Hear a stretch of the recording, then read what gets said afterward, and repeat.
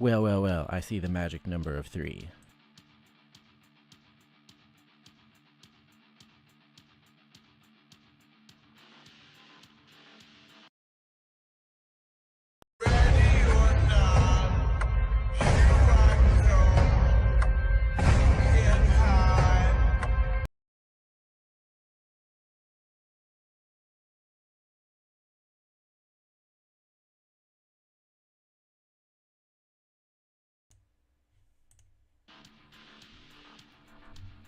It's Friday night. So obviously the most exciting thing you could do is be here on this live stream.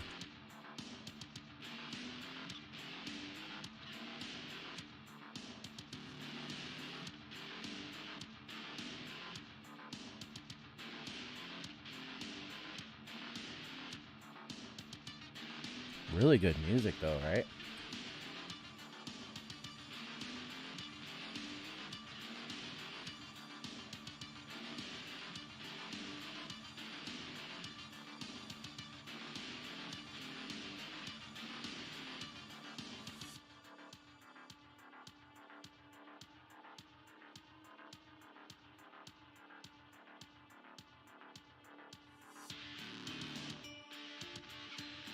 I sure hope there's actually 3 people here. Well, that includes myself and not just like some sort of phantom. And I wasted my intro.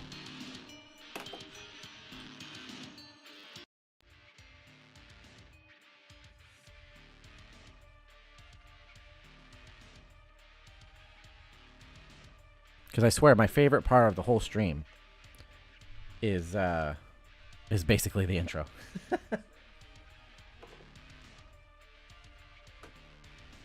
What's up, Paige? I do need to send the link out to several people. Let's see. But yeah, welcome to Friday night on YouTube. If your life is kind of boring like mine, this is possibly where you end up. Right?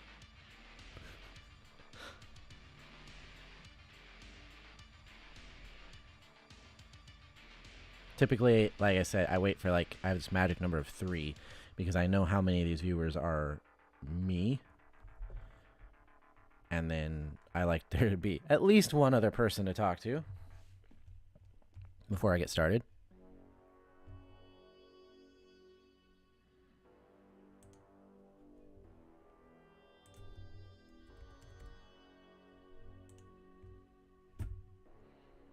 Are you still there, Paige? Oh, this music is good. But I think everything I've gotten from this channel for music has been good.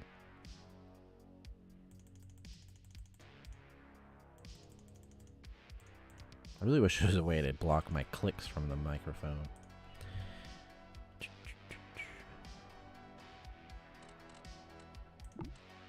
I'm in the shower, but I'm here. Awesome. Shower viewers did it best. Wait, that sounds creepy, actually. Not like people viewing the showers, but like people who are in the showers viewing.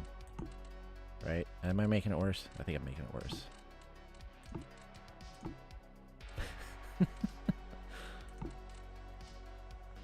So typically I'll, okay.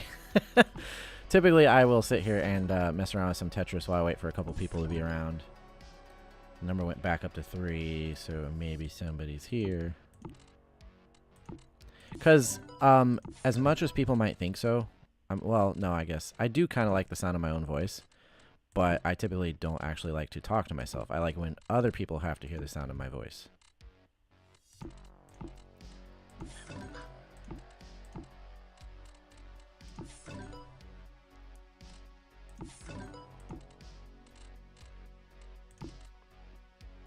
And Matt's going to bed soon, so that does me a lot of good. Thanks, Matt.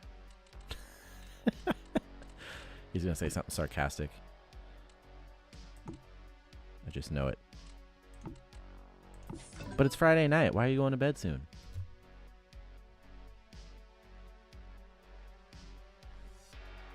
Anytime. I knew it.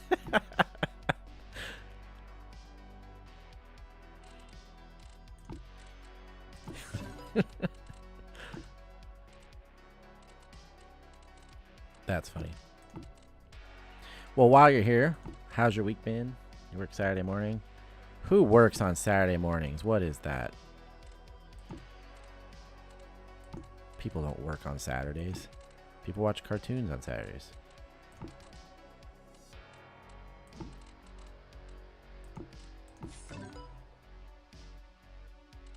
You know, I actually found this interesting. I was looking at the analytics for my streams, and it turned out that some of the streams where I was playing Tetris at the beginning, there's some of the streams that I got a few more viewers on, and one of the top search terms that was bringing people to the streams was actually Tetris. So I'm like, apparently, like, maybe I should do this regularly if people are out there looking for Tetris streams.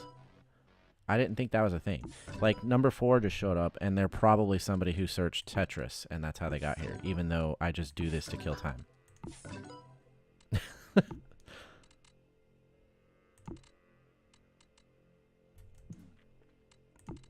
But yeah, so I was thinking about that. I was like, maybe Tetris should just be a regular, like, integral part of the streams. Because that was, like, the #1 search that brought people to my streams, like, a month ago, or for, like, a month or something like that. I mean, when you got this sick music going and some Tetris, maybe that's a good combination.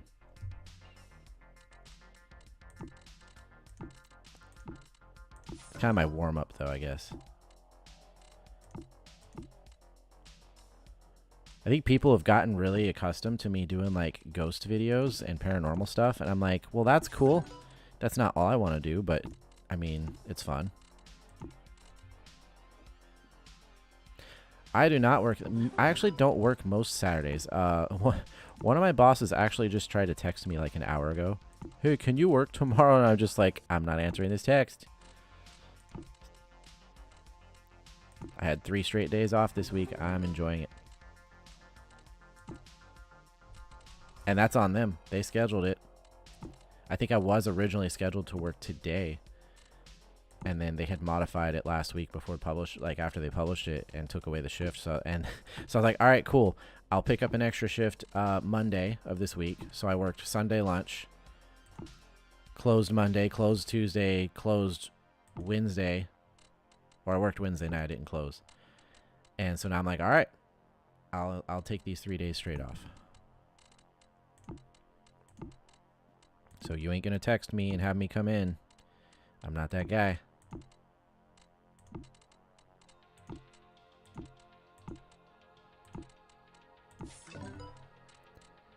Typically, once I have my schedule, I am set. I'm not going to pick up shifts. I'm not going to volunteer for shifts. And I'm probably not answering my phone. I have no obligation.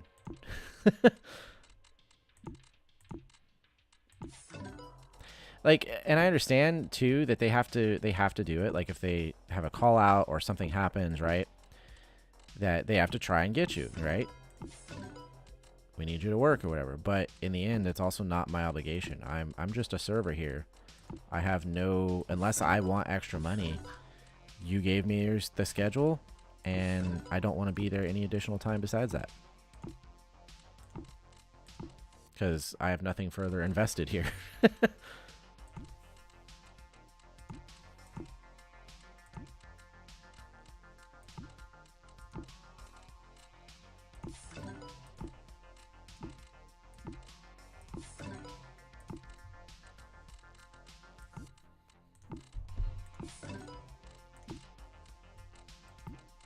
That I right-clicked. That should have swapped. There we go. This is getting kind of bad, actually.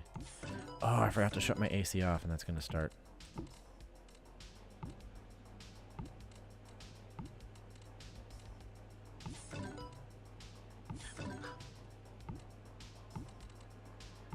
I don't want to have that white noise in the background the whole time. So as soon as I finish this game... Ooh, there we go. But there might be normal people out there with normal jobs. Alright, I gotta shut the AC off. Because I can see that on the audio.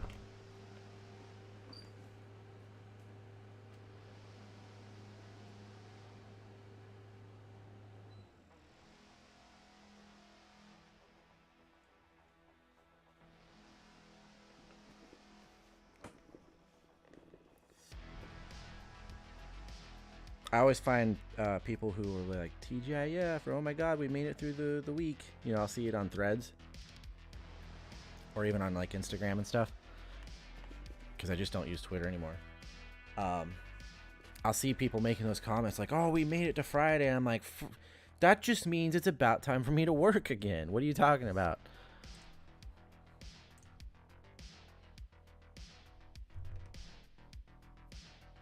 Because typically I'll work like Friday lunch or Friday night. So that's just another day of work. And then I got to be back Sunday. So...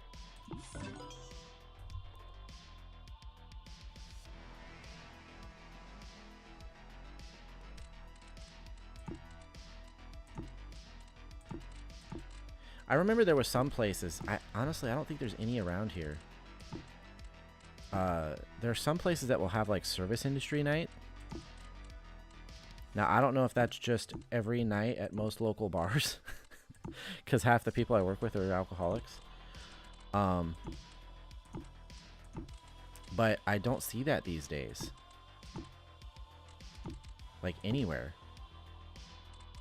It's kind of crazy to me. Because now that I've been in the service industry for like 6 years, I'm like, I would kind of like a day.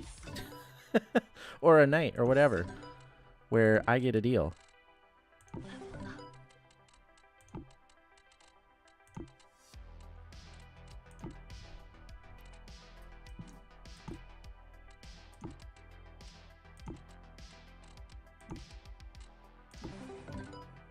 But for the longest time, I didn't understand it. I didn't know what it was for. I was like, service industry? What do you mean service industry? What is that? I was so disconnected.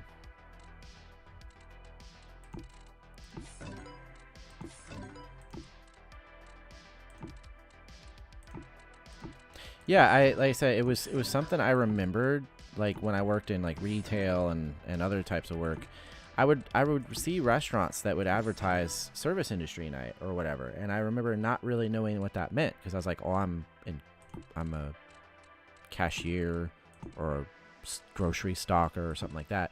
Those aren't really what most people actually consider service industry. I mean, it's retail. So I didn't really understand what it meant. And now that I've been in the industry for years, I'm like, oh, that's what that was. And why does nowhere do it anymore?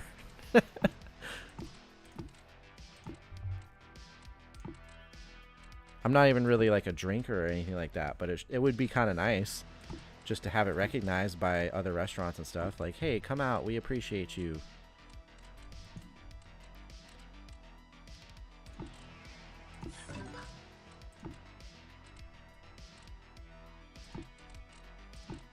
We got each other's backs. We're all in this together.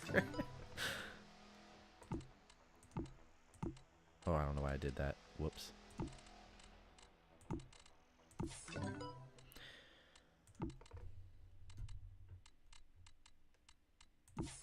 So I believe I'm the only person here right now who has played Starfield. And to be honest, it's fucking amazing.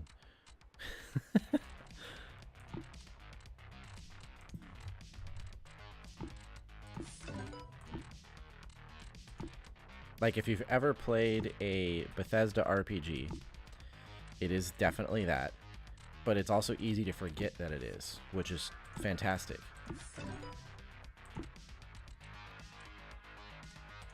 Because, I mean, Bethesda RPGs are legendary. You're talking Morrowind, Oblivion, Skyrim. Everybody knows Skyrim. The Fallout games. You know, these are the legendary Western RPGs. And those guys made a space adventure game.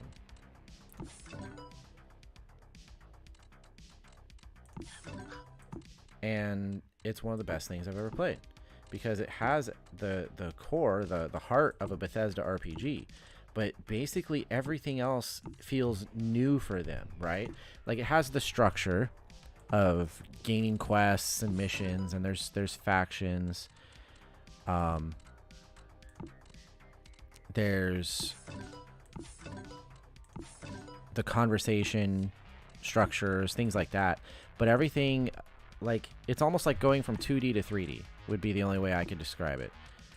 You know, you're talking about RPGs that were like on a regular world map that you traversed from city to city doing this thing or that thing. In this case, you're talking about the galaxy. You've got like, I can't remember the exact number, like 300 star systems, over 1,000 worlds or something like that. I might have that number backwards, honestly, like 1,000 star systems or something.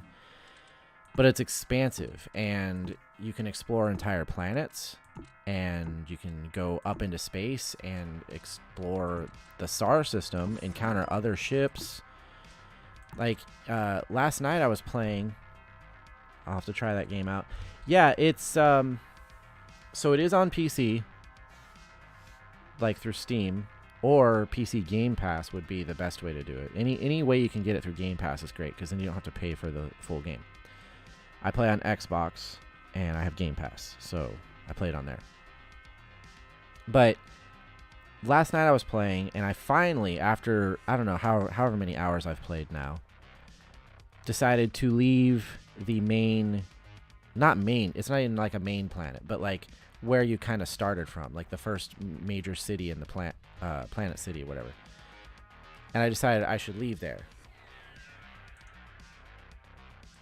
Yeah, go check the stream.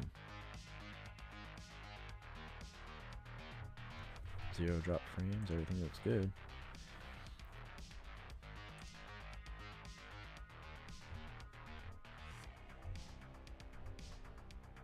Huh. I feel like I'm lagging a bit here for some reason.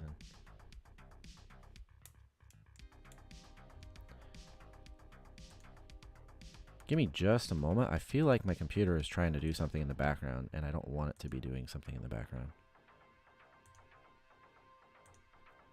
Still here. I swear to God, if it's doing an update, I'm gonna be pissed. Now is not the time. It's not updating. Weird. I don't normally... So the Streamlabs says my stream health is good. But for some reason, my laptop is running like it's got something else going on.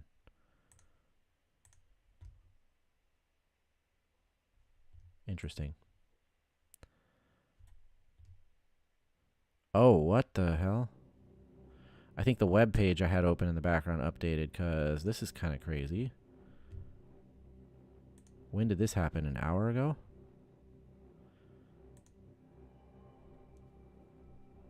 At least 296 dead as powerful earthquake hits Morocco?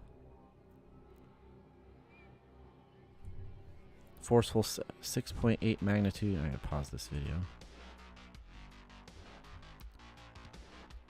At least 296 people were killed after a forceful 6.8 magnitude earthquake shook Morocco late Friday, according to the national news agency, citing the country's interior ministry. The quake struck at 11:11 p.m. local time, about 44 miles southeast of Marrakesh, and sent panicked residents to several cities fleeing to the streets in search of safety.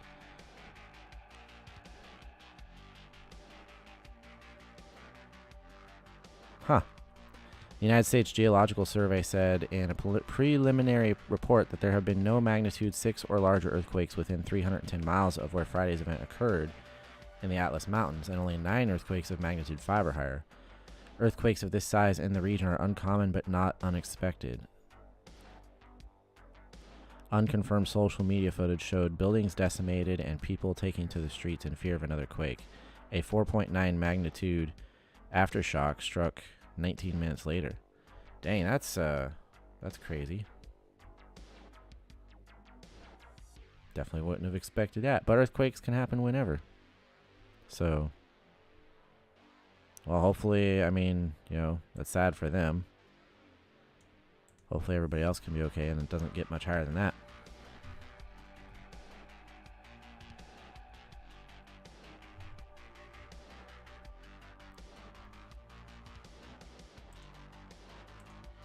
Yeah, it does look like there's some pretty heavy damage there. Almost 300 people dead, too. That's crazy. Like, right off the bat, they know that, so that there's probably going to be more. I do hate it when people use this word decimated. I'm going to be a nerd here, because I'm pretty sure it doesn't mean what people think. Okay, maybe not. Okay, so this is why I don't like it, because I know what the historical definition is. So yes, it does mean kill, destroy, or remove large portion of, or drastically reduce the strength or effectiveness of something. The reason why it has those meanings is because it actually meant kill 1 in every 10 of a group of people, or whatever. It was originally a mutinous Roman legion as a punishment for the whole group. So they like if there was a legion where it was mutinous or something like that, as punishment they would Minecraft 1 in every 10. So like decimate, like deca, like yeah, that's where the term came from. I just feel like it's an overused term for like here. They unconfirmed social media footage showed buildings decimated. They could have just said like, I don't know, buildings destroyed or severely damaged. It just seems like a weird, because I know the historical context of the word. But anyways, that's crazy. That just popped up within the last hour. So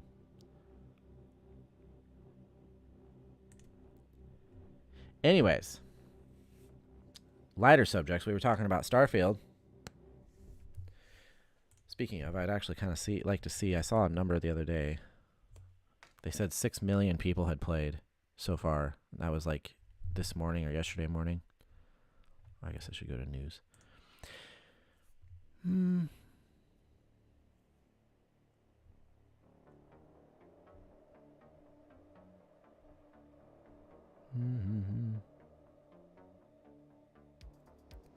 Oh goodness, a Starfield player someone managed to buy and register.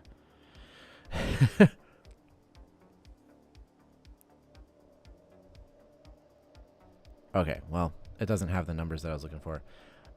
Anyways, they had said like 6 million people had already played it, which of course includes Game Pass across PC and Xbox. So those are people that are, they say, playing, quote, for free, even though it's not. You're paying a subscription. And then, of course, on PC with Steam, so where people bought it there. That would also include sales across Xbox and Steam, because not everybody has Game Pass, as crazy as that might sound. So it's doing really well, and there's some weird negative headlines and report. Like, I just passed up on some of them right there. Some weird negative reports and headlines from games journalists. We were looking at one yesterday, Wednesday, where it was from The Guardian, and they were all pissy about the fact that Bethesda didn't give them an advance copy to do a review of. And I'm just like, yeah, that's exactly what I expect from games journalists. They want free stuff, they feel entitled, and there's a reason why they don't get it, because developers get tired of them bashing their stuff. I use Steam. Yeah, and I don't know how good your PC is, but it should play on there, or at least you would be able to adjust the settings to do so. I just suggest Game Pass, because with Game Pass you pay, especially on PC, it's really cheap. But you pay a monthly subscription and you get access to hundreds of games, including everything that Xbox publishes. Like, it's like a in-house game. So Starfield comes out on Game Pass. You don't have to go pay $60, $70 for these new games. They come to Game Pass. I pay $16 a month, and the majority of the games I play are in that service. So it's really cool for that. And then on PC, I think it's like really cheap. I think it's like $5 a month.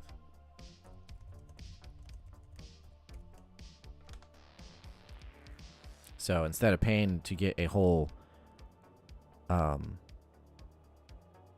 pay for the whole game, you pay for the subscription, you get the game along with hundreds of other games. So on PC, you typically, you can get the first month for $1. And then, of course, you get all the access. And then after that, PC Game Pass is $10 a month. Oh, that's cool. I've never seen... So you can't see it? Oh, yeah, there it is. It's highlighting and showing me the sources. That's really neat. It's always weird to switch to using my laptop when I'm used to using a phone. And it's like, oh, these are cool features that are on PC browsers. Rust, Fortnite, and COD. So I play Warzone. I love Warzone, but I don't know. I don't really play regular Call of Duty just because I don't like dying, respawning, dying, respawning, dying, respawning, and just having to be a crackhead to not die and respawn. Warzone is nice because it feels more like the type of experience I would expect. You know, like you parachute into this big battlefield and you scavenge weapons and try to survive to the end. You know, the brief moments of combat are like really intense, and then you have like this time that passes between them to recover and do other things. I like the battle royale setting instead of like deathmatch and stuff like that.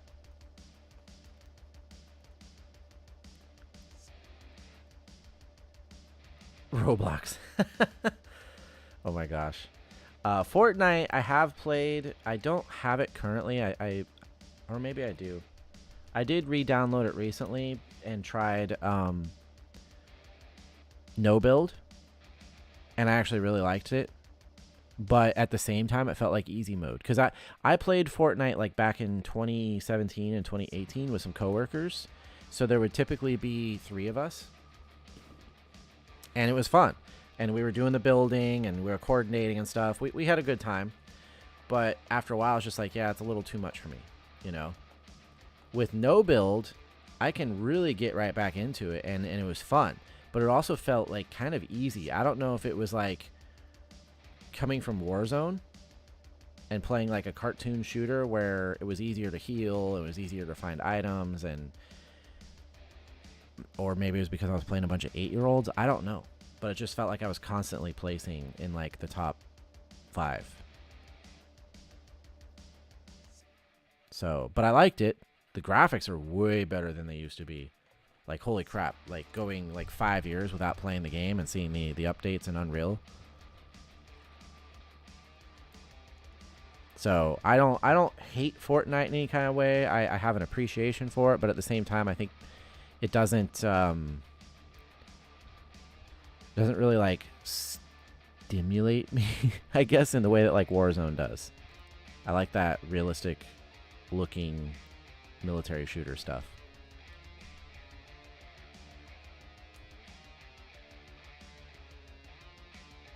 But yeah, when it comes to these games like Game Pass, I pay well, it's actually like 16 a month right now.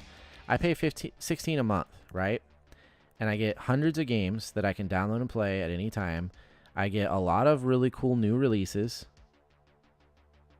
And then of course everything that is a Microsoft game is in-house published comes out there. So like Starfield, instead of having to go pay $60, $70 or whatever to play Starfield, it just comes out on Xbox. And then if you play on PC, they have the PC Game Pass for, like I said, you start for $1, $10 a month, and you'll get access to all those same things. So, like if you prefer to play PC.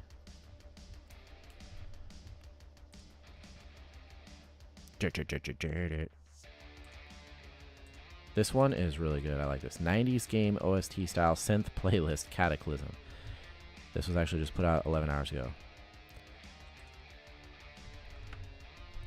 Yeah, so I was okay at building, but again, it just felt like a little much going on all the time. Now, I love watching it. I used to watch Ninja back when he was on Mixer, when that was like a thing, the streaming service. I used to watch Ninja play Fortnite and Dead by Daylight. That was actually how I got into Dead by Daylight. Was by watching him play it. What am I even trying to do here?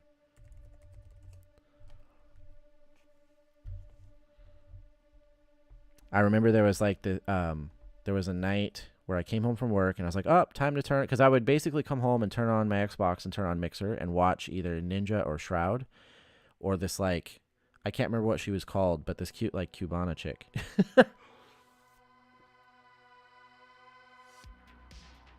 And I remember turning on Ninja, and he was playing Dead by Daylight with his wife and like his best friend or something like that. They were all playing together. And I was like, what is this? This is really cool.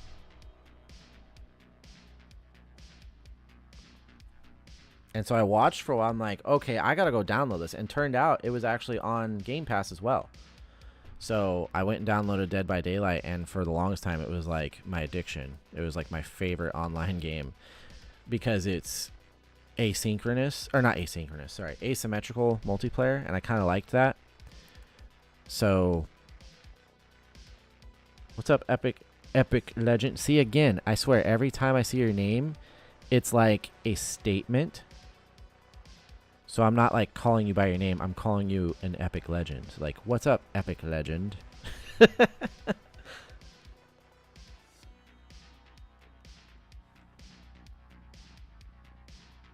ELQ. Okay, well, I guess you could just be like Elk.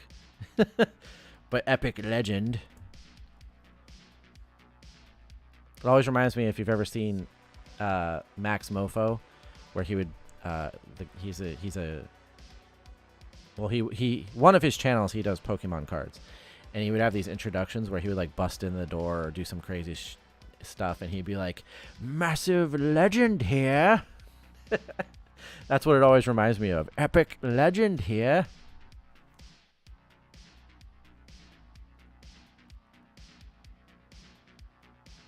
ELQ gang. But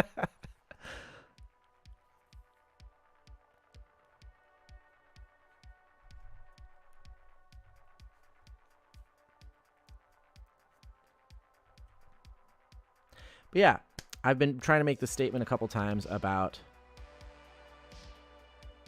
Are you sure 2023? Because I think everything was epic in like 2015. But we could definitely bring it back because I love the word epic. And I feel like it's not used enough like it once was.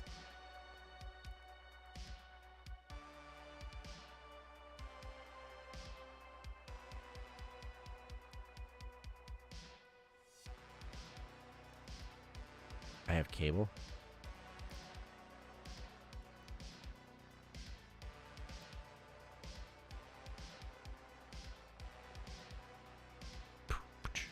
I'm eating grapes, dining cheap wine, and evaluating baseball cards while I watch. Don't mind me. Oh yeah, I saw your text. I just didn't pay any attention. I just didn't pay attention to them. I'm sorry. I was busy. I was on the phone call at the same time as starting the stream and trying to get the link out and all that kind of stuff.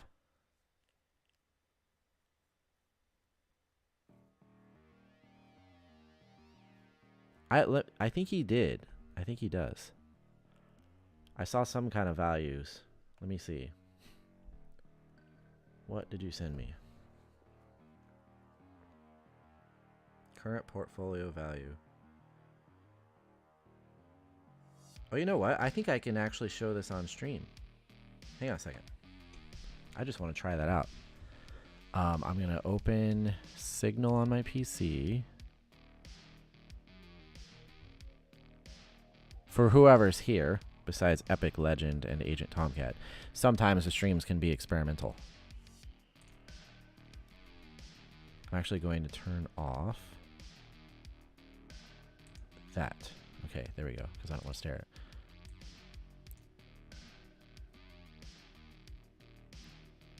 Hopefully Signal is not extremely resource intensive on the computer. So yeah, I should be able to open this. Oh yeah, this needs to update. Holy cow. Because I wanna experiment with live, like showing an image on stream, like downloading something, and let me see if this is the right one. There it is. Okay, so I should be able to download it. Hit the like button, everyone. Well, at least one of those people is me, just FYI, because I have to monitor myself. So there's probably like 4 people watching. Let's not count me.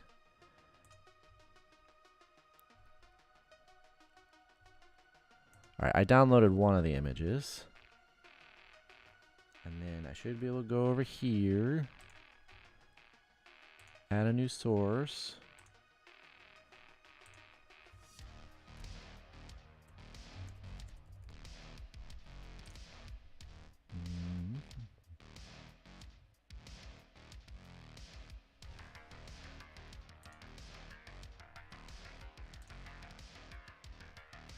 Where did I put it?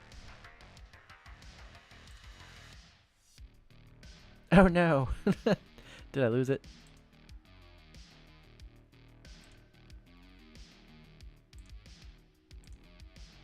That's odd. What on earth is this? And why is it not letting me access it? It's a PNG. What the heck? Maybe I'll need to put it in a file or a folder. Sorry guys, we're not experiencing technical difficulties. I am just messing with stuff. I'm gonna drop it in here.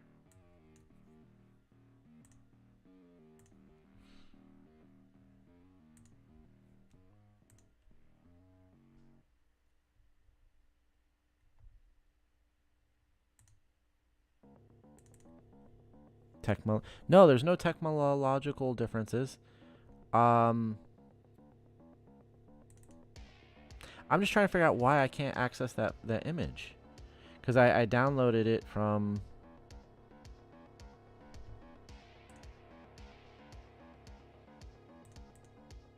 That's weird.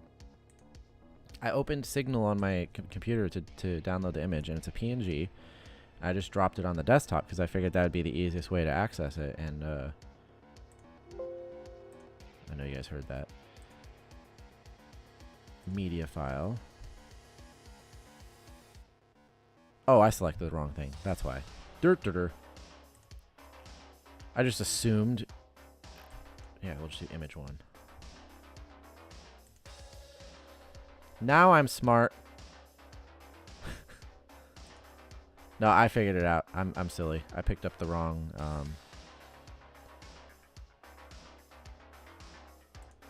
I hit the wrong button.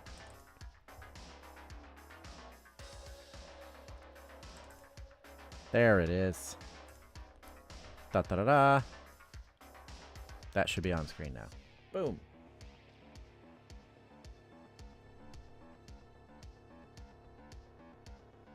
Eight likes. How on earth? We just had some people step in here that... I'm going to shrink that down, bring the whole thing up so y'all can see it. There we go.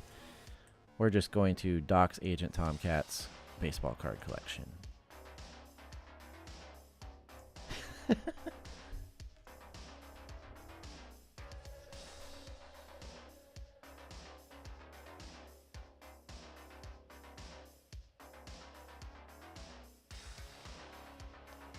That works when you hit the right buttons.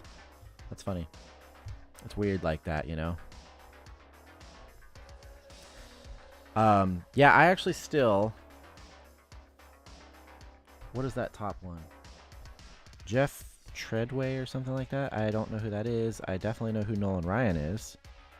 So those two, that's kind of cool. With Pop-Tarts on... What the hell? I got a Barry Bonds with Pop-Tarts on it? Like, oh, like you actually got the food on?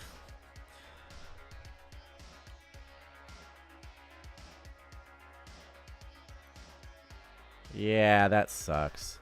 Probably had it since you were a kid.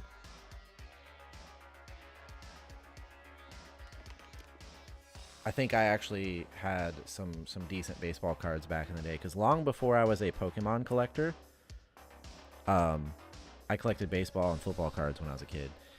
And some of the oh my god, some of the baseball cards, I didn't realize, because I was like 5, I didn't realize how you were supposed to collect these things. So I pasted them into like a scrapbook. Now, I don't think there was anything like super valuable there. Because with my knowledge now, I can think back and like, no, there was nothing crazy. There might have been some things worth a few bucks, right? But nothing crazy, right? But still, just thinking back on that, like, how dumb was I? Because I've been a collector of some form of cards my entire life, and it all started with me pasting baseball cards into a scrapbook. Like, how stupid. Because I remember sometime later, like, I don't know what it was, like if it was like a year later or something like that, realizing the mistake that I had made and like trying to remove them, and they just like the backs of the cards all peel off and stuck to the pages and stuff. I was like, damn. That was pretty dumb.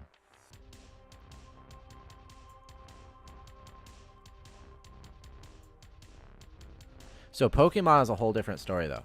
Well, okay, so later I got way better at it. I became, like, when I was probably about 8 or 9, 10 years old, like, I had a huge collection of about 1,000. Right, that's my reaction. And I know some baseball stuff, right? Like, I used to be a huge baseball fan. Who the heck is Jeff Treadway? Well, you know what? I think we're about to find out.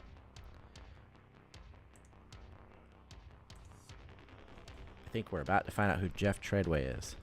Thank you for the stream content, gentlemen. All right.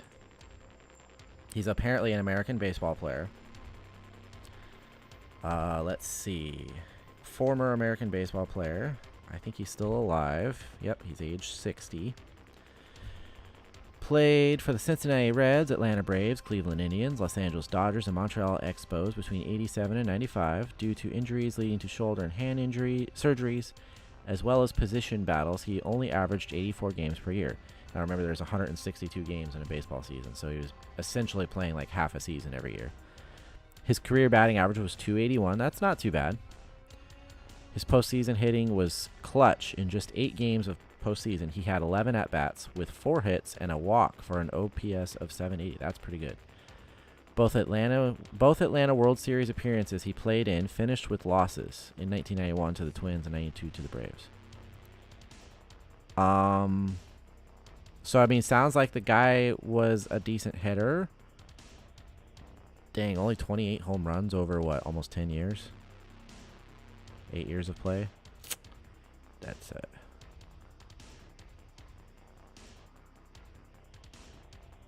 Huh. I mean, after leaving Major League Baseball, Treadway managed the minor league Macon Braves, which Macon, Georgia Braves, for 2 seasons. In 99, he then joined the staff of Stratford Academy in 2003. So, yeah, I don't understand why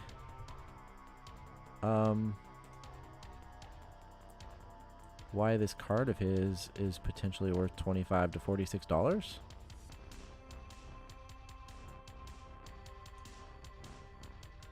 I mean, good for him and good for Agent Tomcat. Because that this doesn't really add up to me.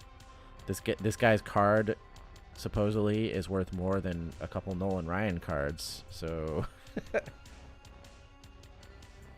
he was a great guy on and off the field. Yeah, I mean, I'm not saying anything like about the dude. Sounds like he was probably a good guy. Did some stuff, you know. But his career, I mean, like, he played for like 12 different teams and averaged like 2 home runs a year. So I can't really like justify the the value of his card with this. But, you know, hopefully you could sell it. That's amusing.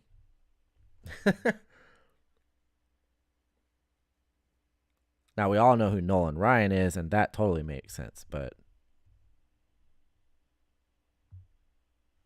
Oh, shoot, did it end?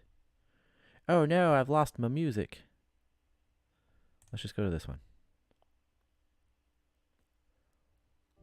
I did download, and that's another thing I would like to try. I don't know if I'll do it here on stream, but Braves had some popular players like Chipper. Yeah, when I was a kid in the 90s, like, I was obsessed with baseball.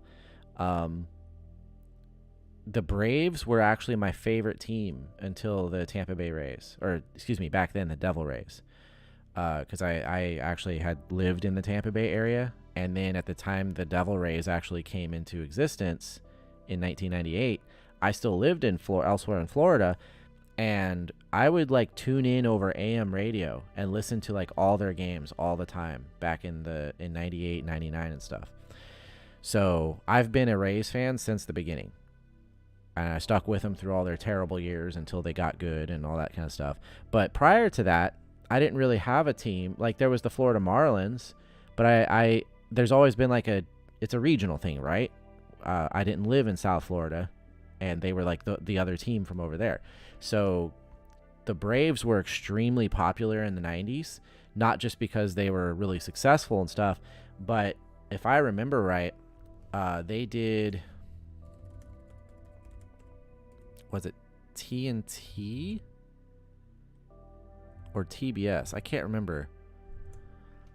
They did a really big TV deal, if I remember right, in the 90s. Yeah, Braves TBS baseball. I'm pretty sure this was it.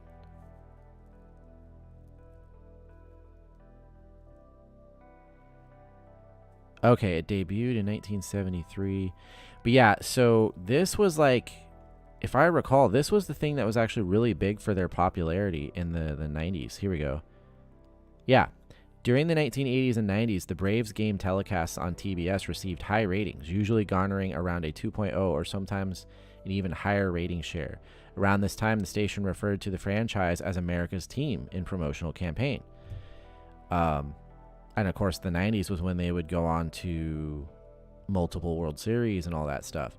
And they had like Chipper Jones and what was the other guy? But there were a bunch of popular players. But they were definitely helped, and it was a smart move, very smart move for them. But they were definitely helped by this deal with TBS.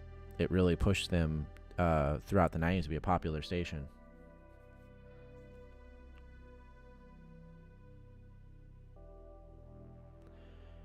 The networks do it all differently. Yeah, a lot of it's very regional. There's not like in this case, this was a national, cable network, and so they were able to essentially push this one team out there to a lot of people and kind of help them be very popular, which was cool. And that's part of why they were my favorite team. Was as a kid growing up in the 90s, they were everywhere. It was the Braves. The Atlanta Braves were all over the place, and they were going to World Series and all that kind of stuff. So they were my favorite team until 1998 when the Devil Rays came along. And then I was like, cool, there's a team from where I'm from, and they're brand new. I get to be a part of this. Same thing with Jacksonville Jaguars in the NFL. It was like I grew up down in the Tampa Bay area, but neither of my parents were fans of the Buccaneers. My dad is from California, and so he was a big 49ers fan. So I thought as a kid that the 49ers were my favorite team. And so it wasn't until 95 when the Jaguars were announced.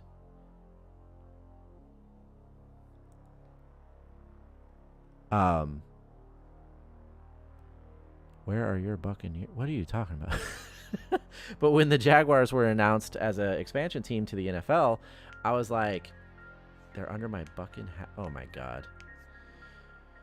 I got all excited because I was like, cool, this is going to be a new team for me as a kid from Florida, and I get to follow them from the start. And they had really awesome colors and the logos and the uniforms.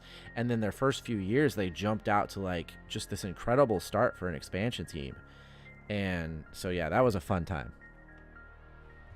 There was definitely some rough years after that, but I think they're doing okay now. Jags are my team. I live here. Wait, what? Epic Legend? Aren't you in like Australia?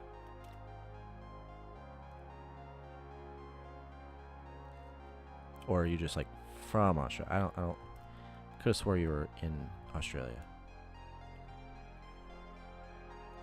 But yeah, definitely try to sell those cards. Get a little money. I'm going to delete that from my sources now. You live in Jacksonville? What the hell? There's no... I swear are you from Australia? Why on earth did I think you were in Australia? I mean, obviously I know Kaz is.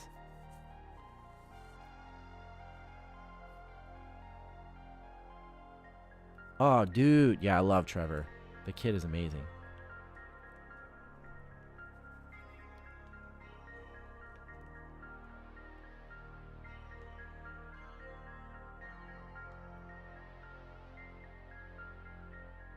And Dana White, that's sick. Yeah, see, that's what I do. I'm a server, so I have yet to meet anybody famous other than maybe like locally famous. But it's like, ooh, the local sheriff or something.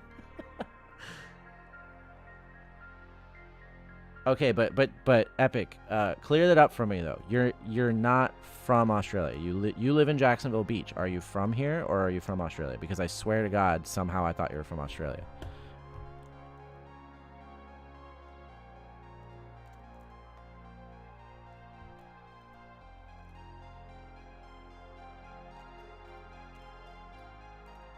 I just want to make sure I got that right. I just be talking in funny voices. What? Okay, hang on a second. Hang on a second.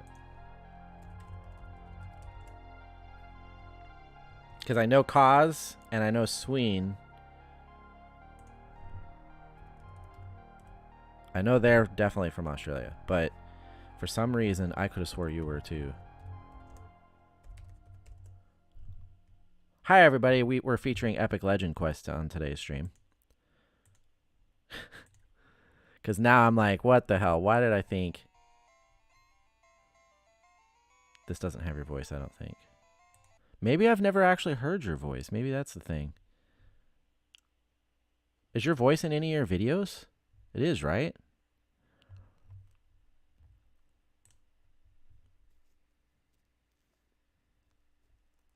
I mean, it's cool, but if you're not from there, I don't want to like just go on forever assuming you're from Australia. Oh, I like this. Good job on the thumbnails. I mean, because these look okay, but like this definitely improves it.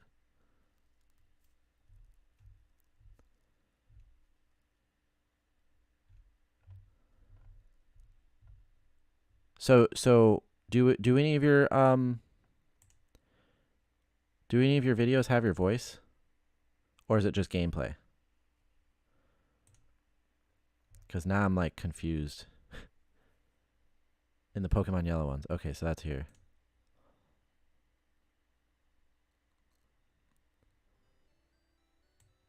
Oh, I love that music. Alright, and we are back with some Pokemon. I'm gonna feel real stupid if you don't sound Australian.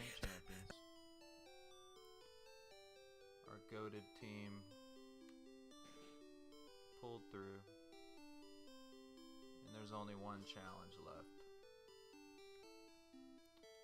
Wow, bro. I feel really dumb. I had to be just mixing you in with Sween and Kaz. I don't know why. Like, I think because like we were all part of that same like Discord group and everything. No, Tomcat, you're not Australian. You're other thingy and Midwesternian.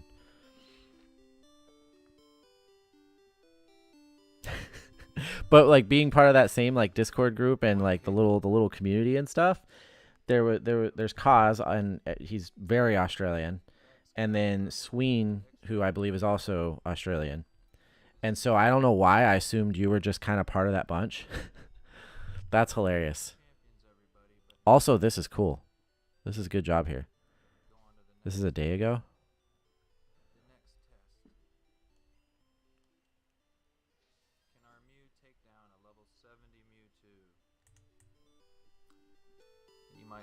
Well, no. But we're gonna do it.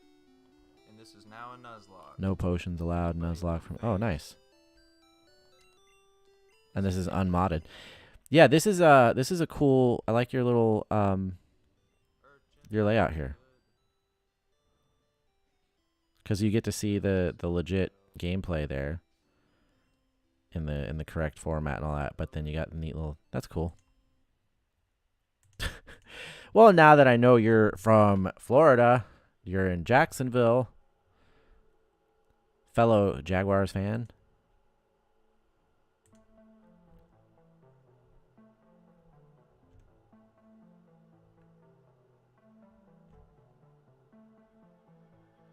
Oh, okay. So now I get it. So the streams, you have a nice little stream overlay going on here. In the other videos, it's just when you're doing like your little battles. So you're recording off screen. That makes sense. But these are good thumbnails, though, for that. Huh. Very nice. I feel more informed and less stupid now. How about that? All this time.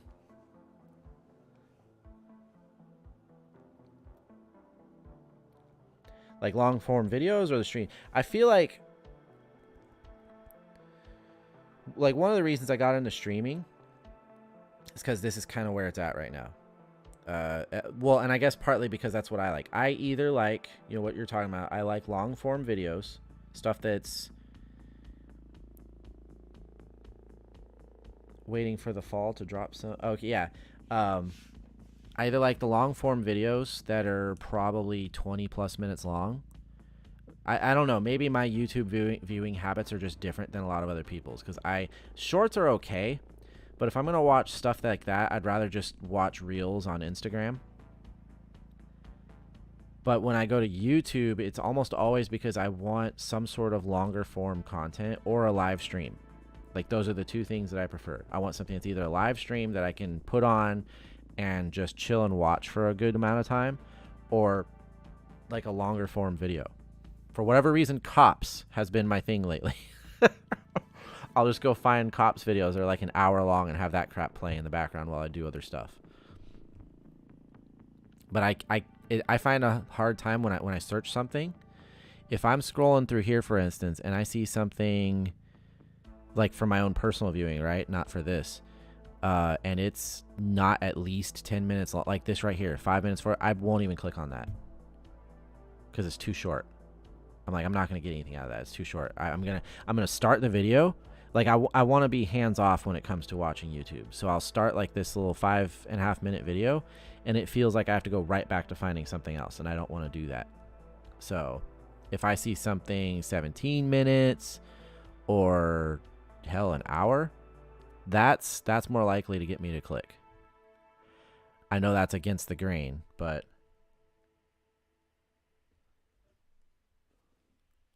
yeah, I was thinking about watching some of that tonight too. It is Friday, or technically Saturday, but you know, Friday for most of the country. But yeah, I think I'm a little bit different than a lot of viewership on YouTube. I think a lot of people want like shorter content, but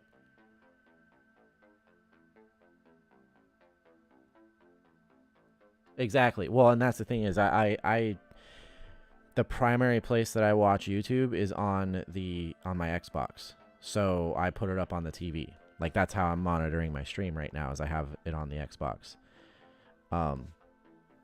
So yeah, it's basically my TV. I don't have cable. I don't have any of the other stuff. I like to find longer form videos or a live stream and put that stuff on in the background to either kick back and watch, or to have on in the background, like on my phone while I'm playing a video game on the TV.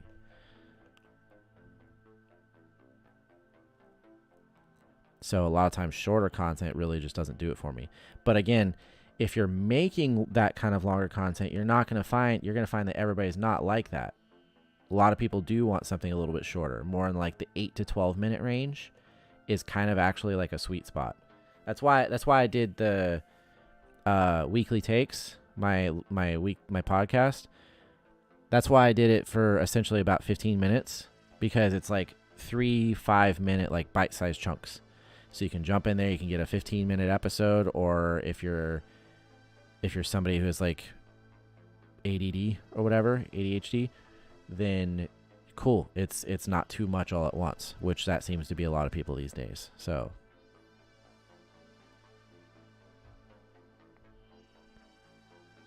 I like food videos too. And yeah, the spooky video compilations are fun. But again, that's something I watch mostly on stream, because I don't just sit and watch that stuff myself. I don't know if you guys know who, because I don't want to turn this channel into a lolcow detractor channel, but if you guys know who DSP is, or Dark Side Phil, I pretty much, my time on YouTube is split between basically watching Linkin Park, like their concerts and stuff, watching Linkin Park, watching some kind of like science videos, like the universe or quantum physics or something like that, or Dark Side Phil / DSP, like detractor videos. It's really dumb, but it's what I watch. So most of the things I watch on stream are stuff that I don't actually watch personally most of the time. I kind of use the stream as a way to get into them, like food videos and the spooky video compilations and stuff like that. I watch that here because I don't really watch anywhere else.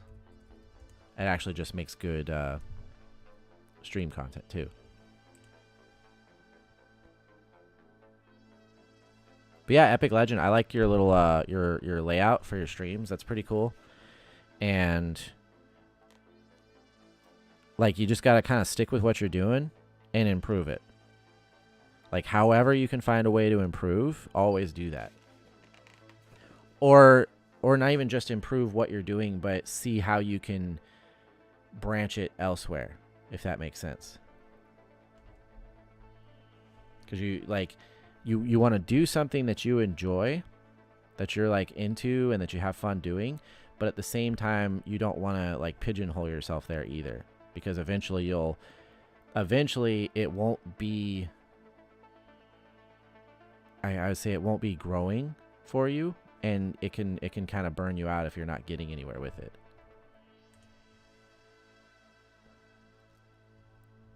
But I like your format there for the streams.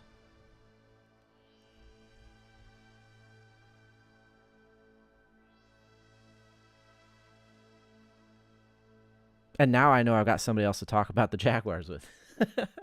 That's hilarious.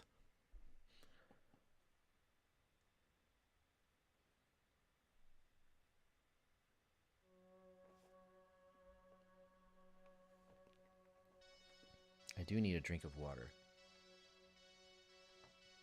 What is it the kids say these days? Hydrate? Because apparently people forget to drink water.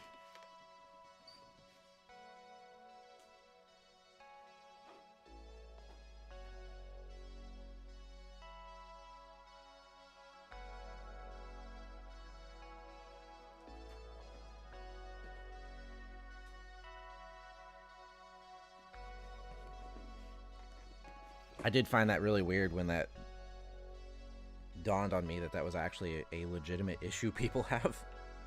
Because we can all get like dehydrated or whatever.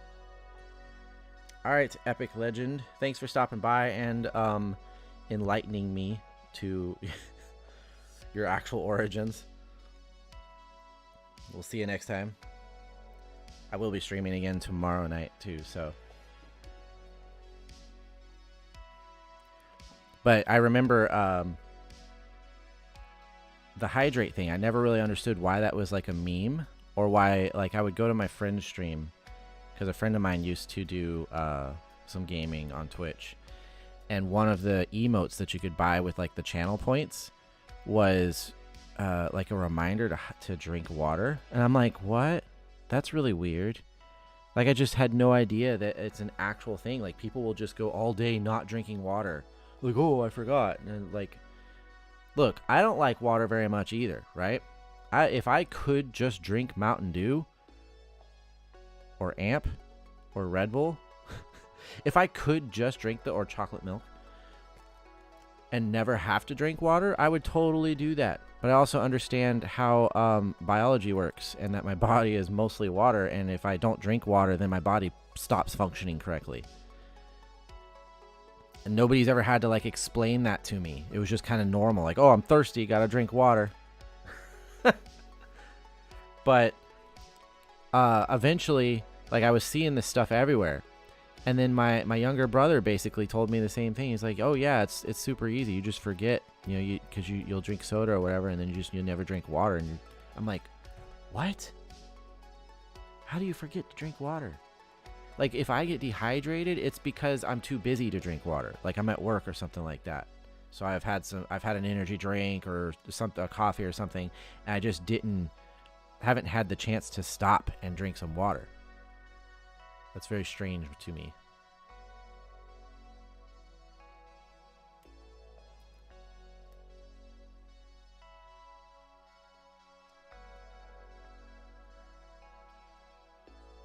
Tomcat, you still there?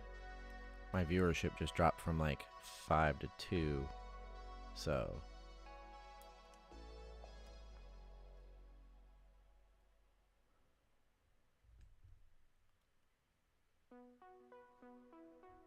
okay. So then I might go ahead and watch one of these. Let's see. Pretty sure we watched that. I don't think we watched that one. Don't think we watched that one. We definitely watched. This was the last one we watched, I'm pretty sure. Because I do not recall this scene at all.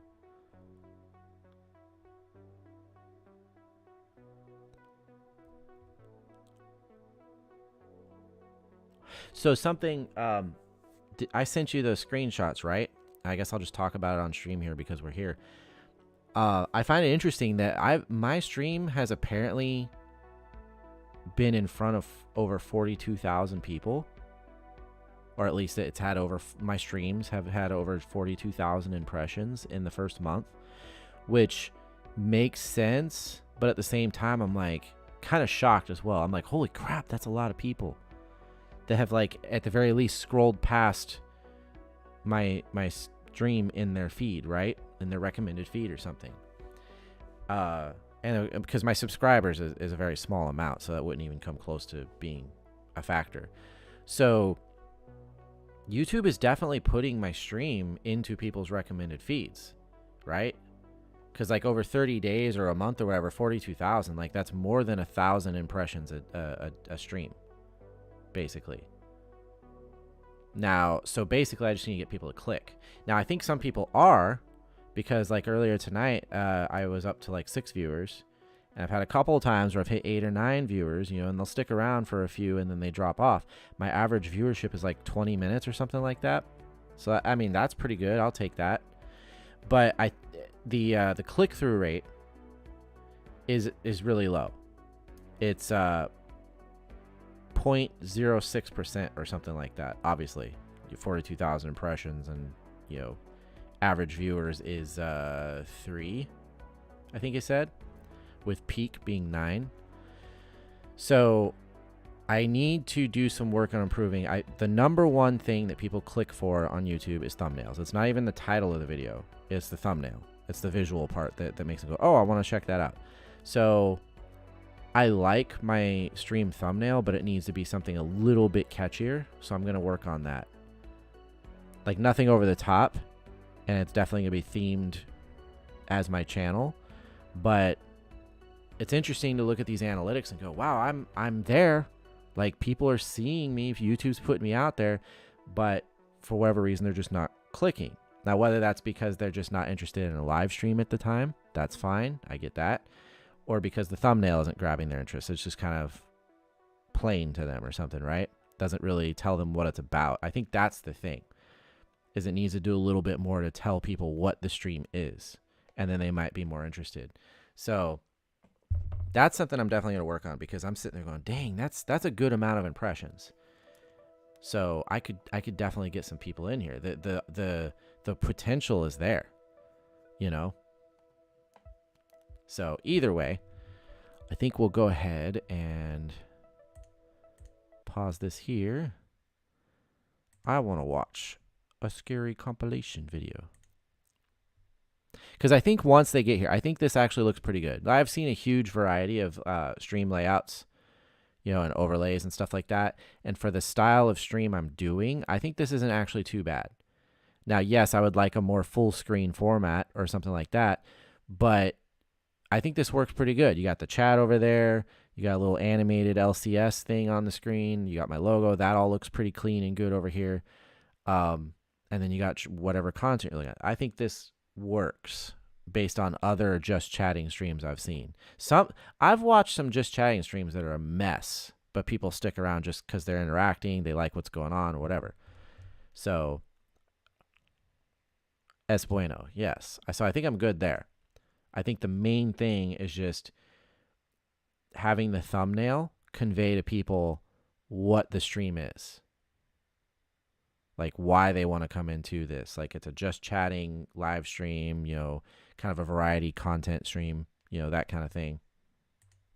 A mother is alone at home watching TV when something pretty terrifying is caught on camera. This looks, sounds. The following video comes from Daniel Thompson, who lives happily with his mother in a 3-story house that is filled with lots of antiques and other priceless items that are fairly creepy to say the least. From expensive artifacts bought overseas to small collectibles that can't be found anywhere else. Of course, all the Daniel's really creepy mom stuff. Has been collecting many antiquities ever since he was a child. However, out of all the items in this house, 2 in particular scare him the most. A porcelain doll that is placed at the front entrance of the house, I'll and never a understand why dollhouse people that buy for some some of this reason stuff. makes him feel extremely uneasy. The dollhouse, according to Daniel, does something very strange. Oh, these are always Here's a video cool. of him I like these talking about dollhouses. it. I don't I just think of Hook when I see them. The only thing Like Tinkerbell should live in there. I can say that has happened with it is sometimes when I walk by. So like, old school though. I go, the bathroom's back there. Bro, really? You got and I that walk mannequin through, in the corner? I hear like Like you live with that? say that has happened with it is sometimes when I walk by or like I go, the bathroom's back Yeah, there. That's weird to me. And I walk through. Just kind I of hear weird as tapping a coming general from this rule. room. Don't have It's like, mannequins living in your room. It's like yeah, it's like ago. All right. The tapping kept happening, and I came over and I was trying to figure out like where it was coming So from. do It you was see- coming from this dollhouse, and I don't know where. See people inside of it? Like little And it people? hasn't done it since. Daniel thinks that the tapping noises are coming from inside the dollhouse, which From is in the inside room the that house. his sister used to be in. For this reason, he's been recording it ever since with a security camera to see if the knocking continues. That's an and to interesting hopefully concept. From the source. But then one day, while passing I by don't the think I would room, ever thought of that. this happens. It's late at night when Daniel captures this. Guys. Do you hear that? Huh. Those are the tapping noises I was talking about. I don't consider that a tapping noise.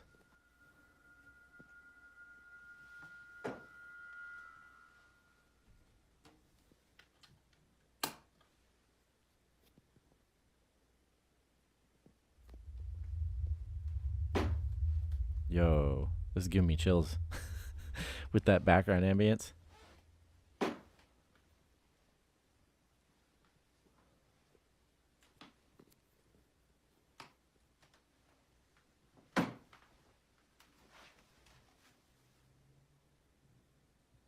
Yeah, now I want to see the security camera.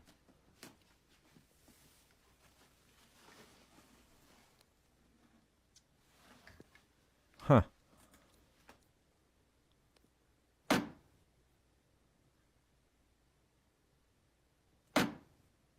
Dude, it's... Where is this coming from?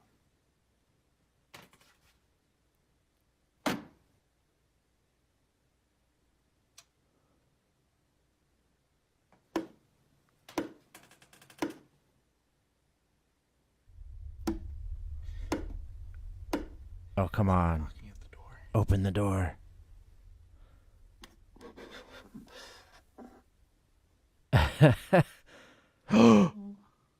What the hell? Is that his mannequin?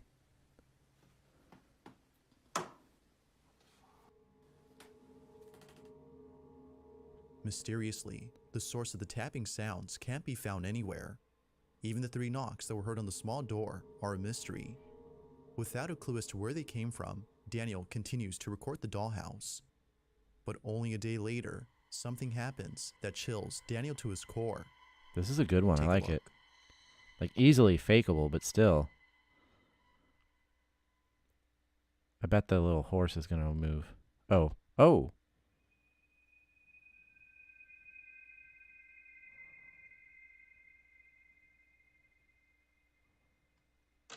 Aha! No way.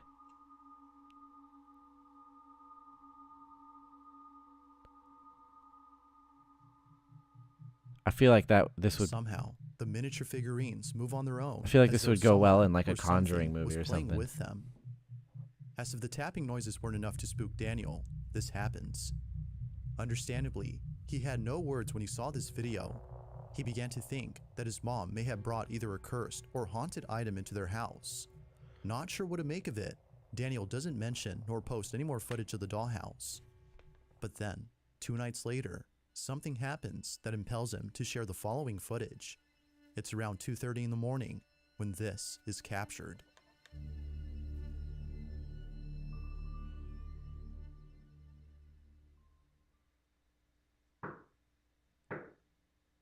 Is that his real house? Because that's not the dollhouse now. Yeah.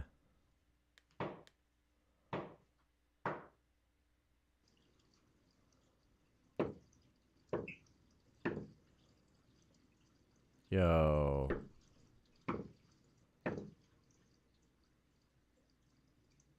That actually sounds like it's the door, too.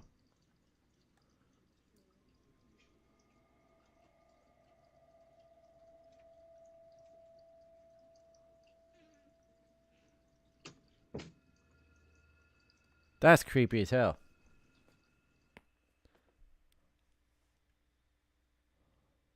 Oh, God, not the doll. What's going on? Dude's losing it.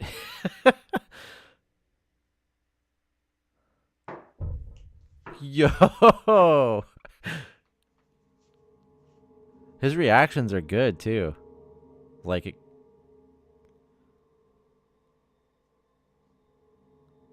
The sound of knocking can be heard at the door, but strangely, the footage from outside shows no one at the entrance. Who, I like it. or even what, had been knocking at the door? Now, what's even more strange about this is that Legit- the same number of knocks were made earlier in the Legitimately dollhouse video. something or very well Fearing that played? the dollhouse Very might well have something played. to do with this, Daniel places the miniature set inside his garage. He continues to record it just in case the knocking continues. If it does, then he'll know for sure the knocking came from the set itself and not from the room it was in. Fast forward to a day later, and nothing happens. With all those creepy The next dolls. video Daniel uploads has nothing to do with the strange activity in his house. Instead, It's at it's the a mall. video of him recording his workplace. Nothing is mentioned about the previous incidents or any new activity that's been captured. It seems that whatever had been happening in his house has stopped. But then, out of nowhere, within a couple hours of posting this video, Daniel receives a message from his mom. It's a video of security footage taken from inside their living room. We can see Daniel's mom watching TV when suddenly this happens.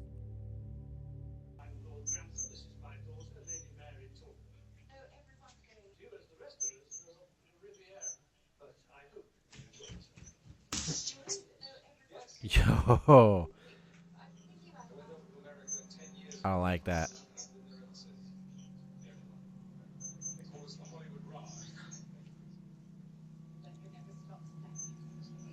Don't like the footsteps. The sound of bare feet running towards Daniel's mom can be heard on camera.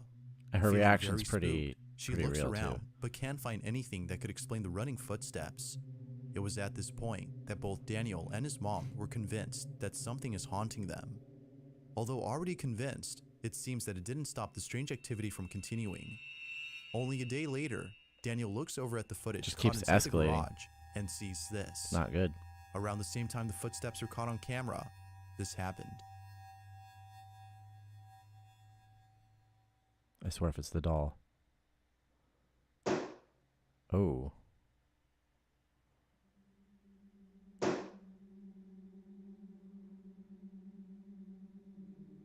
No. Bruh. Bruh. Stop. Stop. Oh my god. I don't like it at all.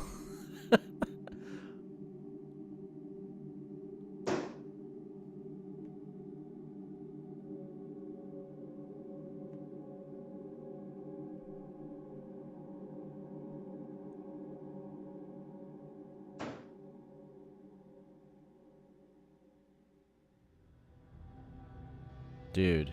Both the tapping sounds and the doll's eyes are no doubt creepy, yet some viewers believe that the doll is actually mechanical and was either malfunctioning or glitching during this time. Yeah, This well. notion, however, is put to rest as a video from Daniel shows that the doll is entirely hollow from inside. Given this proof, viewers believe that something is haunting both Daniel and his mom. Whether or not that's so, I'll let you come up with your own conclusion. Is I hate to something say it, haunting bro, this but house? whatever that thing is, Or these are is not something else happening here? Feel free to let me know what you think. these are the malicious feeling things. Dang, that was a long ass story. Those are malicious seeming escalations there.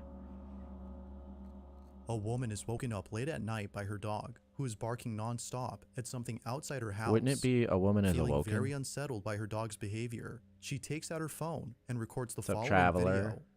What she sees leaves her in total shock. It was 4 in the morning and my dog wouldn't stop barking when he came out. I caught this. Huh?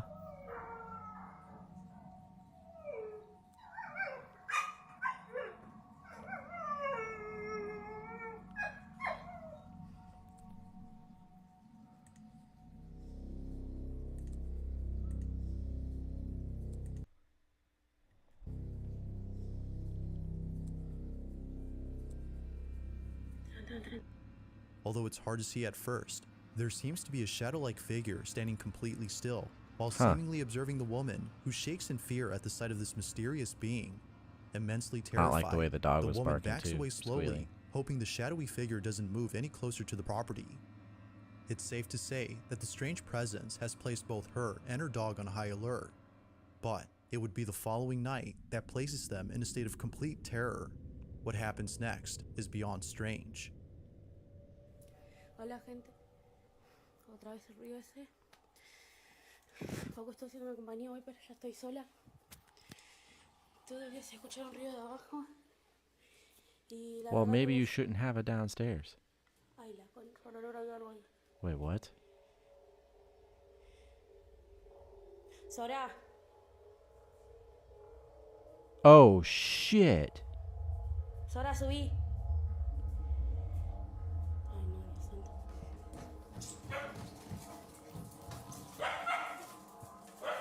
Nera.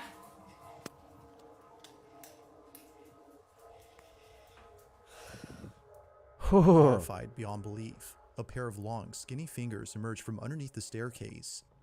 But creepiest of all is the complexion of this mysterious being. That's... Its pale skin tone is similar to that of a corpse that was freshly buried. That was well set up. Without delay, the woman runs down the staircase at full speed, hoping to capture whatever this was. But upon arriving down, nothing is seen below the stairs. Whatever had been there had seemingly disappeared. Whether a ghost or some paranormal entity had been caught on camera remained shrouded in mystery. That was well done. Well done. Like it. Now, the exact source of this next clip is unknown, so very little context is given, but it doesn't take much to figure out what's going on in the video. Something very strange is caught on camera. The clip itself shows footage of a dog's cage. It's assumed the owner had bought the camera to watch their dog whenever they're away from home. On one occasion, the owner was looking over at the security camera to see what their dog was up to, but to their shock, they saw what may just be a reason for why they should be concerned for the safety of their dog. I like how he This is what uses they stock saw. footage of like a dog that's completely different.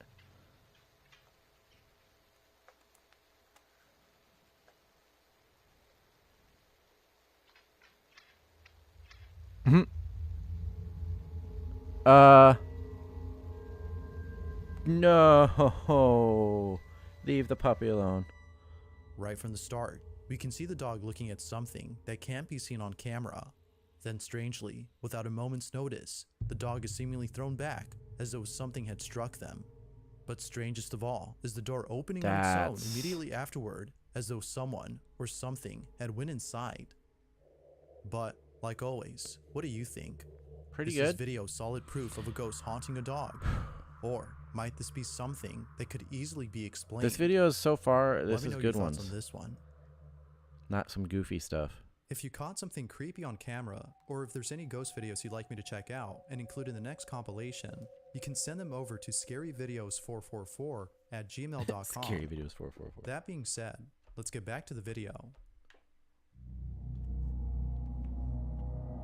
This next video comes from a bus driver in Singapore who had no idea that his day would start off with a Like very spooky encounter. this one has been good because the stuff that's done, like it's like as I always say, it's probably easily fakeable, but the way they establish it and execute it is believable. It's easy to suspend disbelief for it, right? A lot of these are those. Yeah, well, thanks, Tomcat.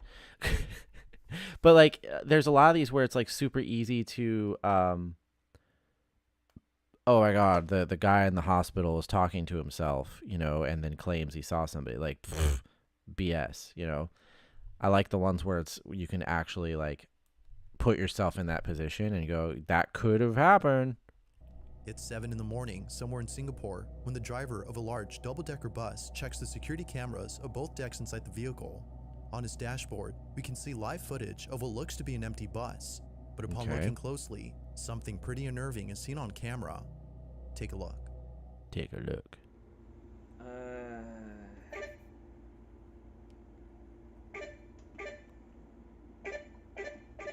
Pagi dah buat seram ah. Kau tengok ni ya. What? Wait, what? It definitely looks like somebody sitting there. Okey, kat atas ni ada orang kan. Iwak betul lah. Pagi dah buat seram ah. Abi boleh ada orang kat atas kan.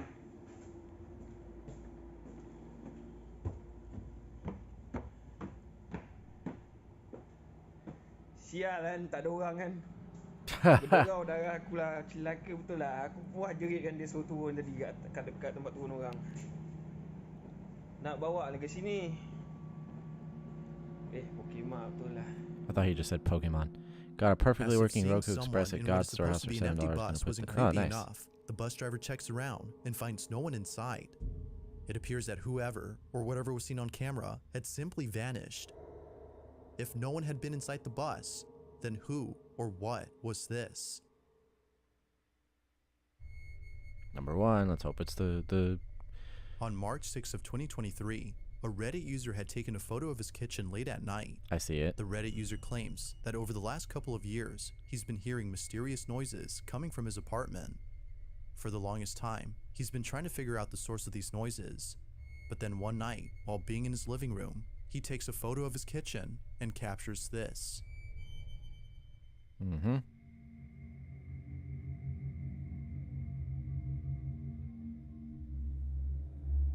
Yeah. It was only after enhancing the photo that he was able to see what looks to be a tall figure standing in his kitchen. He believes that whoever this is the person responsible for the strange noises he would hear at night. I mean, it's his While the best friend figure Dave, itself is pretty but creepy, viewers believe that the Reddit user had actually caught something paranormal. Whatever this is appears to have no eyes and seems to be very tall when comparing it to the But fridge on the side. it's a But distorted it only gets creepier nighttime image. because only a few days later, the Reddit user had posted a video of another strange occurrence. He left his camera recording overnight where the figure was spotted and captured this.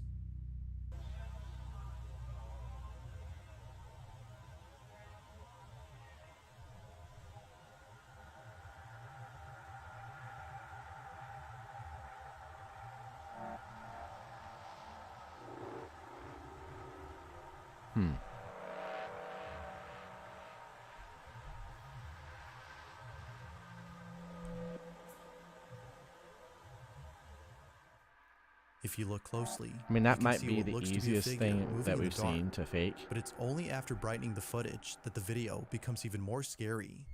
This Literally just mysterious having a figure person might just be the same person there. or thing caught in the previous photo. I mean, how do we know Now, that's it not could the be that Reddit a user squatter is himself? hiding inside his apartment. But then again, some viewers think that this supposed person is actually something supernatural. There haven't been any further That's updates quite on the the story, conclusion to jump but until to. then, you be the judge on what was captured. Hey, look, I took a photo with a dude Thanks for standing in watching, it. Therefore, and I hope you paranormal. enjoyed. Like, Until next that was the worst one.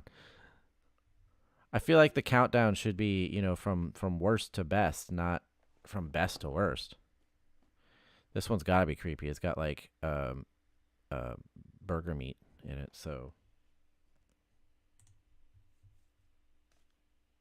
a construction worker is working the graveyard shift at a warehouse. Oh, is this when another where something he's very strange is caught on talking to somebody that's not there.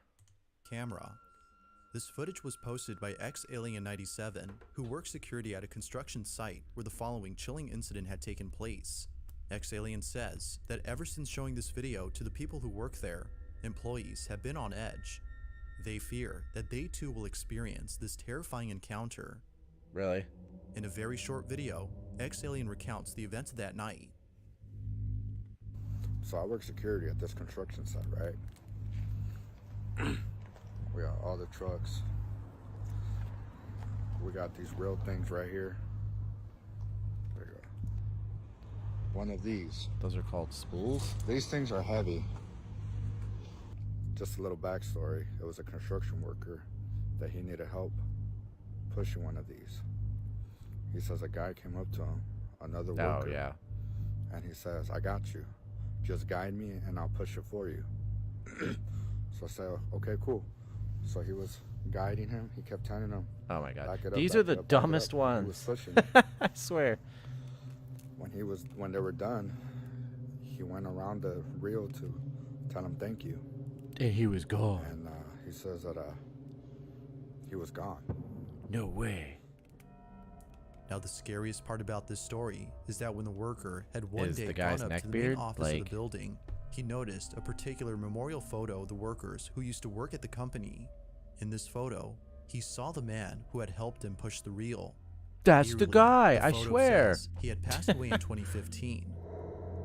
The following is the video of what's believed to be the ghost of the ex-employee caught on camera.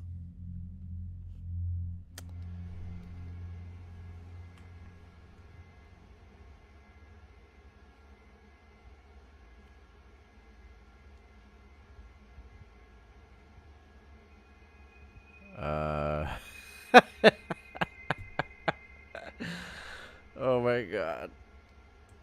Well, maybe it is stupid, but it's also dumb.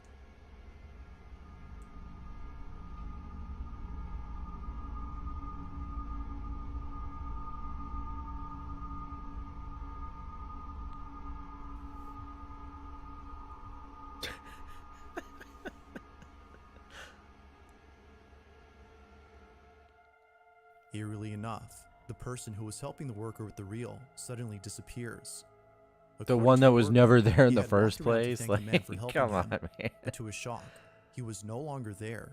It's as Where'd though he go? seemingly vanished into thin air. To hurt. Given the story provided by the security guard, could it be that this worker had encountered the spirit of a deceased ex-employee?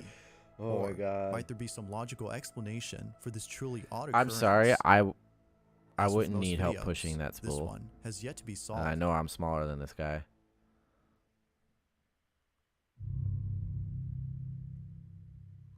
Now, the following video doesn't have much info, as the original source is unknown, but even without knowing its origin, the footage is no less scary. The story goes Alright, that a you're hyping man it up who pretty lives in a good. village near the Swiss Alps heard strange noises coming from the mountainous region.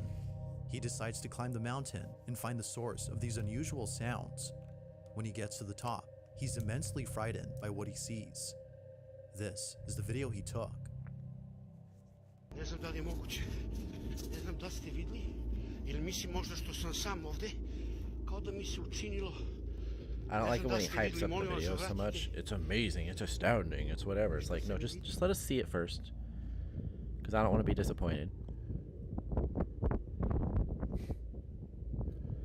Like, is it Siren Head or something?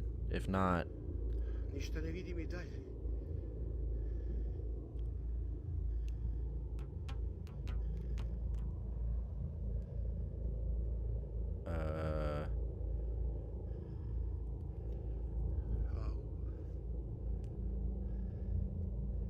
okay.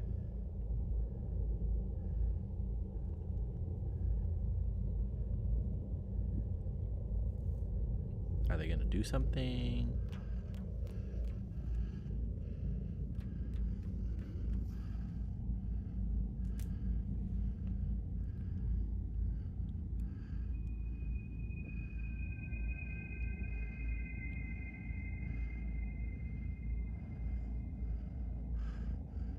That is some of the worst. Čini mi se kao da je mrdnulo malo. This just isn't good. Just not good at all. The man sees what appears to be two giant figures standing in the distance. Yeah, Even more chilling this is is dumb. the fact that the figures seem to be moving ever so slightly, confirming that they weren't statues, but instead something That was else almost as dumb as entirely. the stupid spool. The man believes that these might have been angels or an entity of some sort, as he felt a sense of peace and believed that the figures meant no harm. Yet when looking at the video through an infrared lens, the figures don't appear to be fake or CGI'd. Whatever had been on top of this mountain seems to have actually been there. dumbest take ever. But, like always, you be the judge on whether or not something supernatural was captured. Just what exactly had been on top of this mountain? First of all, never mind. Let's just On hope the next one's December better. 31st of 2022, 3 policemen were dispatched to a house after receiving a call from a neighbor Okay. who reported that So we have loud, law strange enforcement involved, noises so that were coming helps. from inside.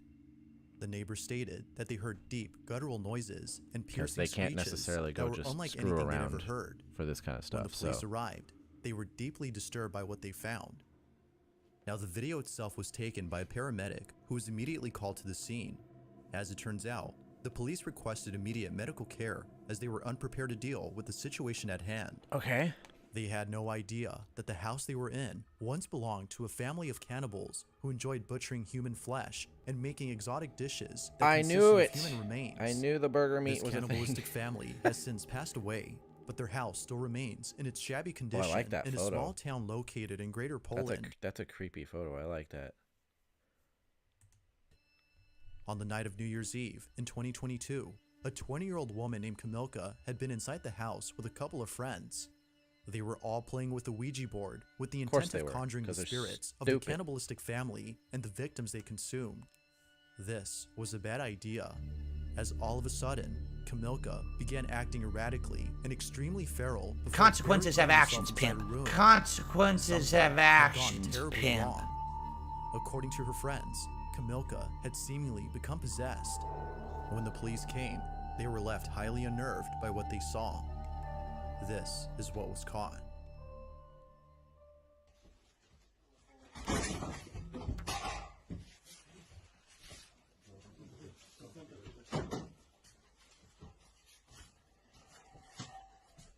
Oh boy. To ona tak warczy? Oh boy. Ja pierdzielę.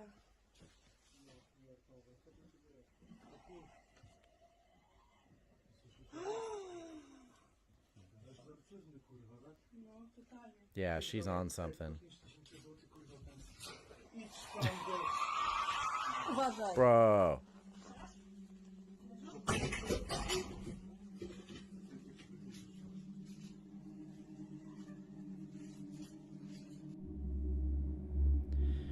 Well, regardless of what context they give, because that's another thing is I don't like the context aspect too much, because it's like you're trying to set me up, right, to believe a certain thing. You're trying to build a narrative before I see the footage. So I usually try to ignore the context that was given prior to the footage itself.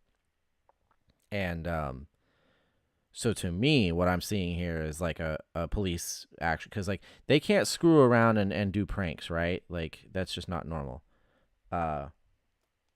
So I feel like this is probably somebody who's on some bad stuff, and that's freaky enough. Like, I'm sorry, that can be one of the scariest things ever.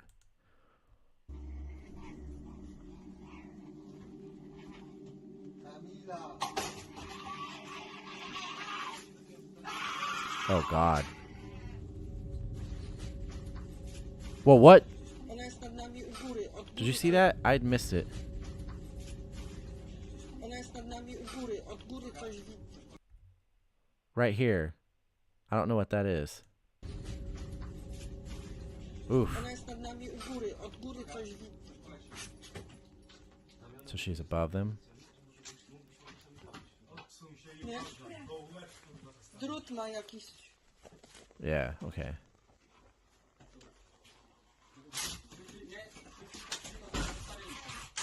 God damn, she's like...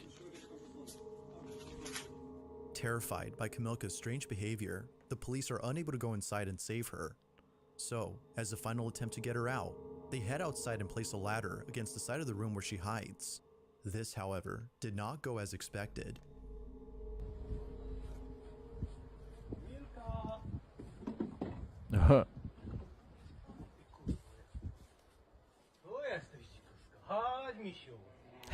The way they talk.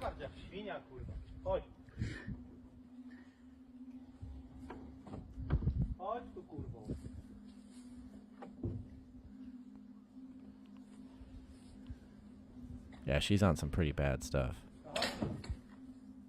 Chodź tu, Kamilka. Kamilka, to też cię widzę. No nie czołgaj się. Kamilka.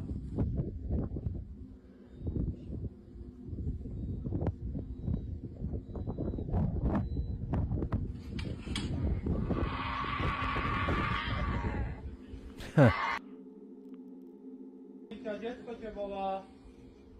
Kamilka. Wiktoria cię woła. Bruh. The police tell Kamilka that her daughter Victoria is is with creepy. them as an attempt to lure her out of the room, but this didn't seem to work, given that she still stayed inside. Unfortunately, not much else is caught on camera as the video ends abruptly, but according to the paramedic who shot the video, Kamilka was eventually taken to the hospital. Strangely enough, it was upon arriving at the hospital that she started acting normal again. After being thoroughly examined by a psychiatrist, Kamilka showed no signs of any psychiatric disorders. Her blood was also checked for any intoxicating substances that could explain her strange behavior, but no traces of any drugs. Yeah, were but found that's in what her we're system. told. We don't know that. To this day, Kamilka's family nor her All we have friends- is the video footage and then what somebody tells us. And all the video footage shows us is essentially this person was having some kind of crazy episode on some really bad stuff. Which, like I said, that's scary enough as it is. Because dealing with people in that state of mind is not fun. And then if it's true that she began to act normal on the way to the hospital or when she got there, then basically whatever was in her system she was coming down from could explain what happened inside that house. All that is known is that her family wishes to never see their daughter ever like this again. Whether Kamilka was possessed or if she had a temporary psychosis remains a mystery.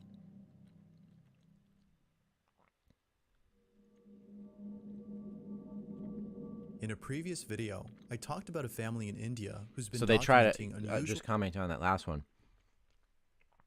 they try to spice it up by giving us this secondhand information that is completely meaningless because we have no verification at all except for somebody said it. You know, I hate that.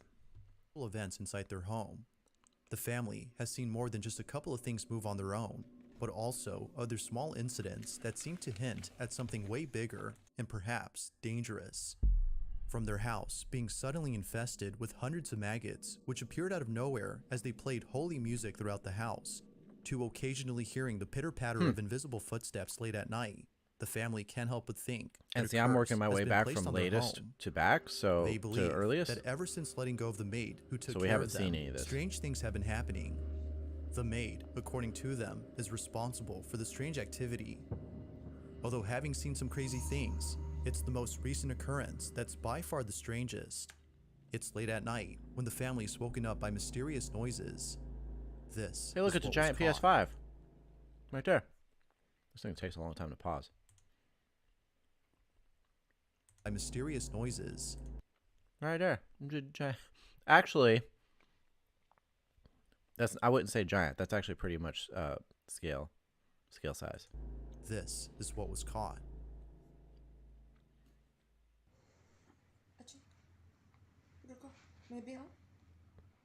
नहीं तुम बच्चे के साथ रहो नहीं तो वो डरेगा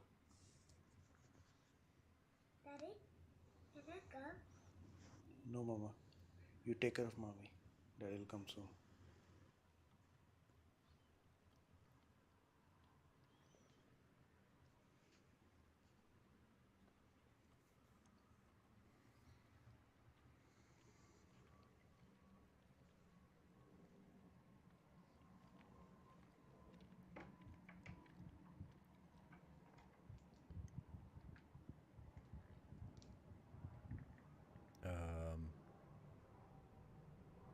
Why do I feel like this is going to get bad?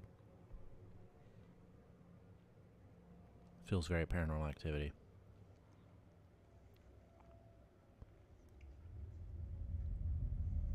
पूरा सामान गिरा हुआ है Yeah.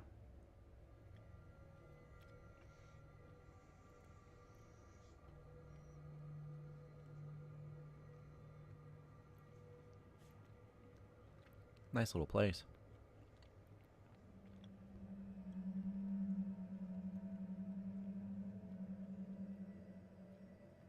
Oh.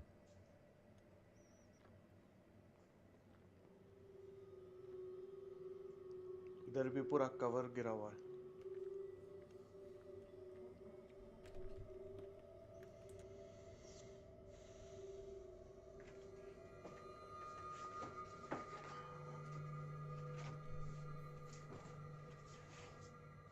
mysteriously, a mess has been made throughout the house. But most chilling of all is the video of how it all happened, which was captured by the security camera inside their living room. Okay. Take a look.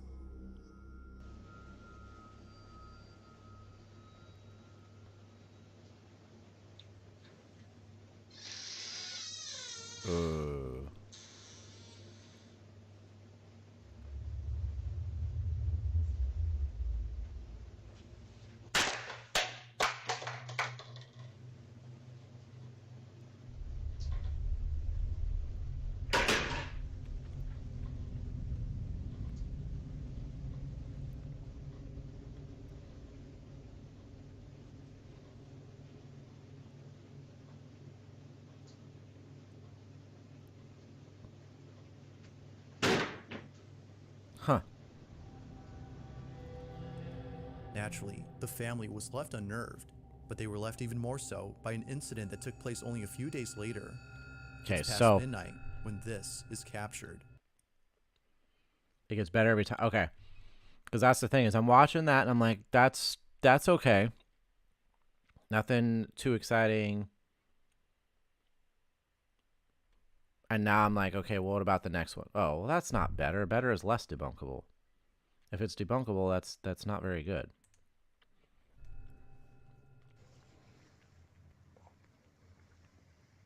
Baby, are you awake? Baby. Whoops.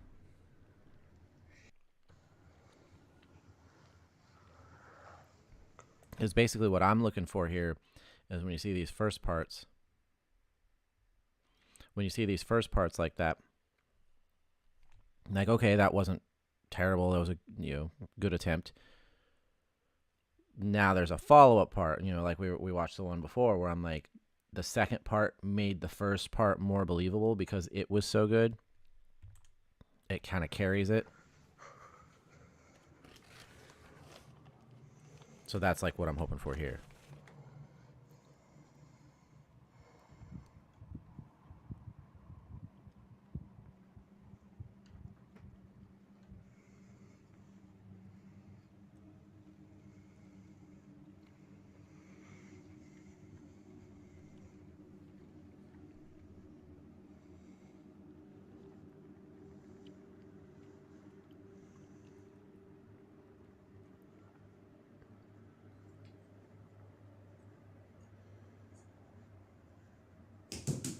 Oh no.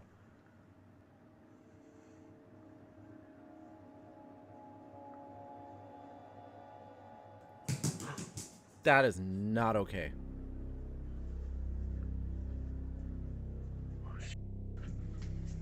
Dude. Please stay outside, please. Dude. That is so not cool.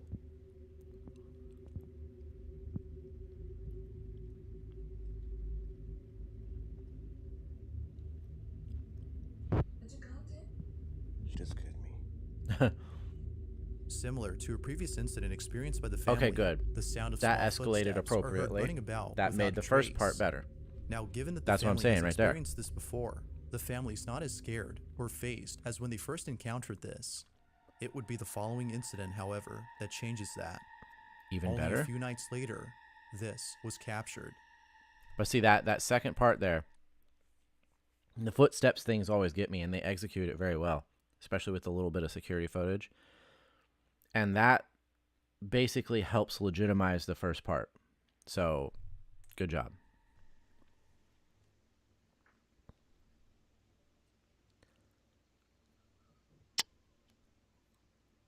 I was unable to scream here.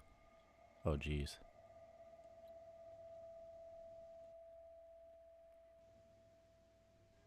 They better show us the phone footage.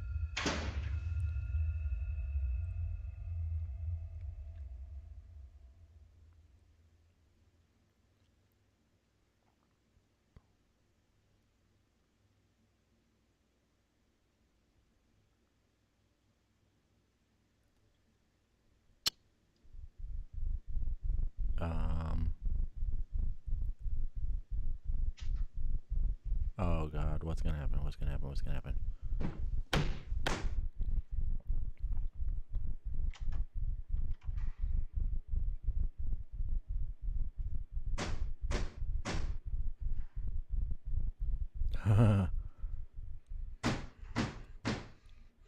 Bruh.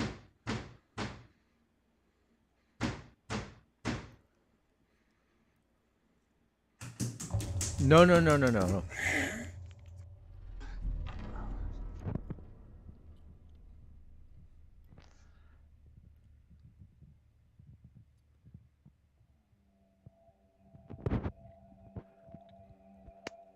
Bro, I'm sitting here with no shirt on, and my whole damn body is covered in fucking goosebumps.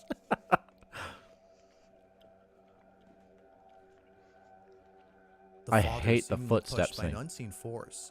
He quickly falls over while seeming a bit disoriented as he tries his best to figure out what just happened. It is only seconds later that he realizes that something had touched him.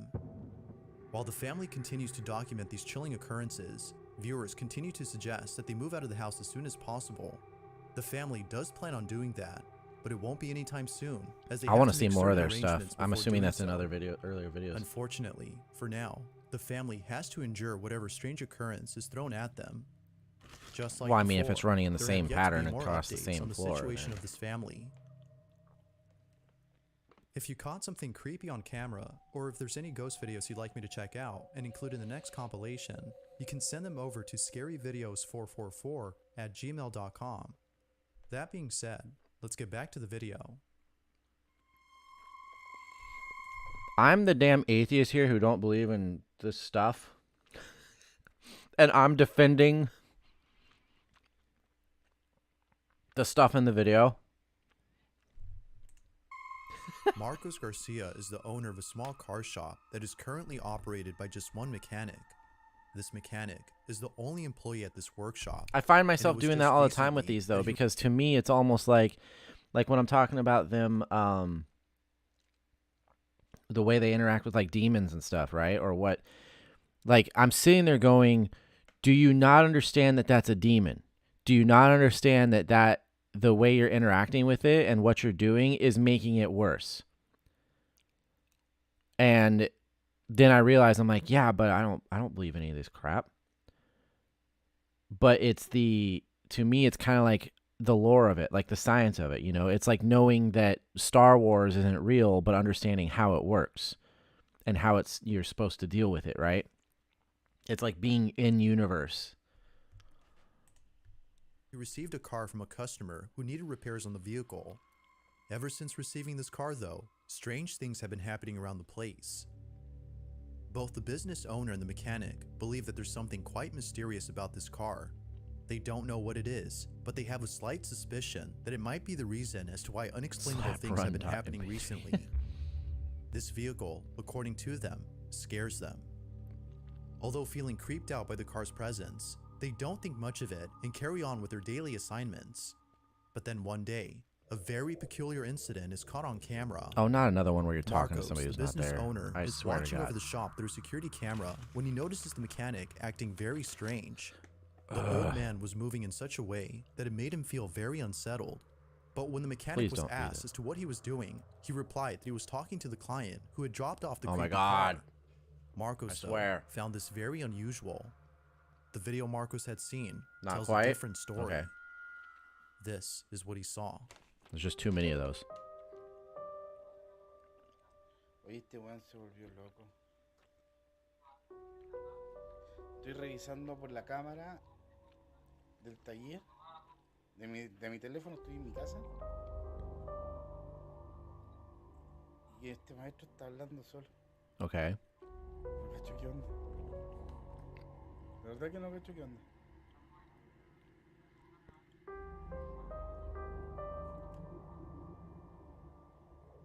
No, está hablando solo. Voy a preguntar por cámara. So, okay. ¿Qué está haciendo? It escalates. Vamos a preguntar.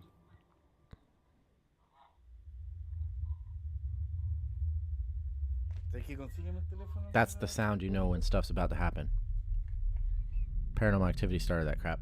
¿Pero con quién habla, weón?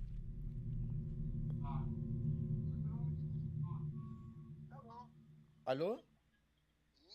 Oye, disculpa, pero con quién estás hablando? Con don Carlos, me está viendo, pasando el presupuesto y explicándole el tema del accidente que tuvo anoche en la carretera. Entonces me está viendo el presupuesto, le estoy Oye, explicándole lo que le estoy diciendo. oye, cálmate. ¿Qué, don Carlos? Pero, oye, escúchame un poquito. ¿Tú me estás hablando del accidente de anoche? Claro, Juan, me estáis huellando, ¿cierto? no, pues estoy con don Carlos aquí, pues. Mr. Carlos is dead. Explicándole todo. Oye, ¿podéis subir? ¿Sabes qué? Oye, es que no estáis hablando con nadie, viejo. No puede ser, pues yo tengo el caballero aquí al frente mío, pues, weón. No estás hablando con nadie, Juan, y ayer los que chocaron murieron todos. Yo estoy diciendo, estoy con los caballeros. Juan, no estás con nadie, sube y ven a ver las cámaras, tengo todo grabado. No, que no sean así, pues, cabrón. Sube, viejo, sube, vente al tiro. No estás con nadie, Juan. Párala. Entiendo que el caballero que la acabó escuchándome él, pues vente. Viejo, no, tengo grabado, vente por favor, vente. Confused and slightly unsettled by the old man's behavior, Marcos immediately calls him to ask what exactly is happening. To his shock, the mechanic replies that Carlos, the client who had dropped off the car days ago, was visiting him to discuss details about his car and a racing accident that occurred the night before. Marcos racing was accident chilled too. to his core. Hearing him mention the racing accident from last night was beyond strange. As it turns out, Carlos, the client, had passed away in a terrible street racing accident the night before. The mechanic had not been aware of this incident until recently. The question is, though, how exactly did he come to learn about this news? Could it be that the alleged spirit of Carlos had paid the mechanic a visit? Is the so-called haunted car responsible for this? Or is this simply a case of someone who's become slightly unhinged from doing too much work at the shop? Just like Marcos, viewers believe that something supernatural was caught on camera. Nothing was caught on camera. Michelle A. I thought and her you said small it. family live in a suburban home in Long Island, New York. Both she and her husband are happily raising 4 children while simultaneously running a traveling petting zoo. Bunnies. Although living a busy lifestyle, Michelle and her husband always make sure to prioritize the needs of their children. Given how much they care for their safety, they install a nanny cam inside their baby daughter's bedroom. Here we go with One the night, kids. while looking over at the baby monitor, Also, their something eyes always downright look super spooky is creepy. caught on camera. Michelle says that her baby daughter typically sleeps through the night, and if she were to wake up, she would usually cry out for her mother. But on this night, something unexpected happens. Watch. All right. Is it totally normal baby behavior that's explainable, or is it something legitimately creepy?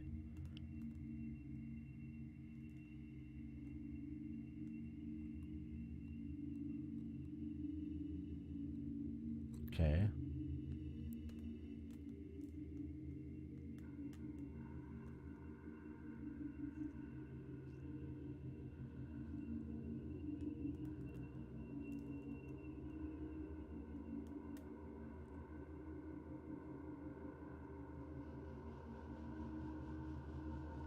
Okay. Does anything else happen? Michelle says that her daughter appears to be pointing at something in the dark. I really hope it What's even escalates more because odd it's is literally that her just a baby baby daughter being was weird. laughing and pointing at something for about an hour or so before I feel like a going baby back to could sleep. easily be It's like because of this clip that Michelle thinks that her daughter has encountered something paranormal. having waking dreams. According to her, her daughter was seeing something that we couldn't. Whatever it was that her daughter was seeing, Michelle hopes that it was nothing serious. Like, or imagine anything that should be a cause for that's concern. it. That's dumb. Who knows as to whether. Imagine like a baby though. Their mind is undeveloped. Their imagination can run completely on autopilot, and they wake up and they're a living being that is just now experiencing everything, like everything, and right. And so she's literally waking up and still dreaming. I mean, think about like we do that like as adults. I've had times where like even in the simplest form, the ones where you wake up from the dream and you realize the dream like for a minute you believe that the dream was something that was actually happening, right? And you slowly but surely come to the realization that, oh no, this is real life, and that didn't happen. Damn. You know, I met the girl in my dreams, and she asked for my number, and blah, blah, blah, blah, blah. And then, wait a minute. No, wait. The cloud slowly but surely lifts, and you realize that was a dream.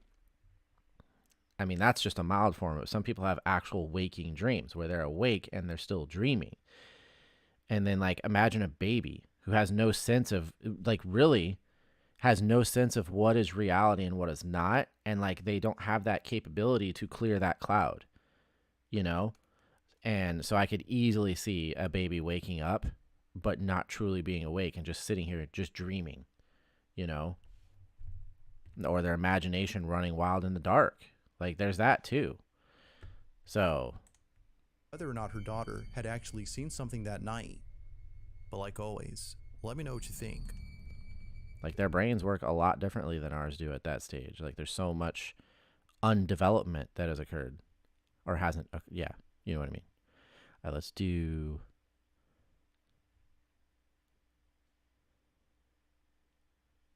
Oh, that one has more of that. Wait.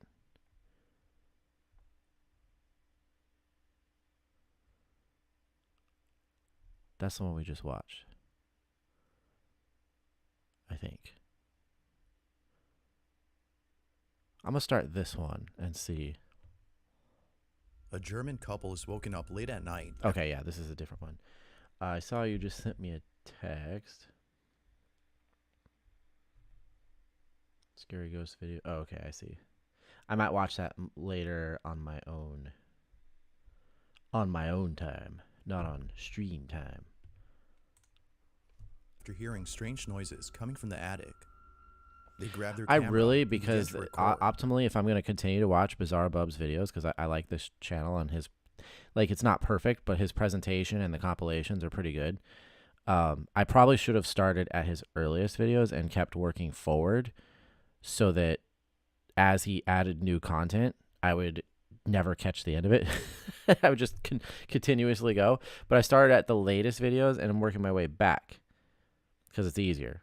Like, but needless to say, now if he adds new the video content, they I'll have to caught jump forward has left and them more check than out the just new baffled, content. but also terrified. Now, the couple in this video are German folk who had bought a house in the US. Although the exact location of where they live isn't known, it seems evident that their home situates on haunted ground. For a while, the couple has been experiencing That actually strange legitimately activity looked like at a home. house from a horror movie. Most of it, according to them, takes place inside their Did you attic, watch the trailer which for expands Thanksgiving that I directly sent above you? their bedroom. It's That past actually midnight looks awesome. when the sound of movement is heard above. They hurry to grab their camera with the intent of capturing and showing others what's been happening at their place. This is their video. It's got that guy in it too. I like him.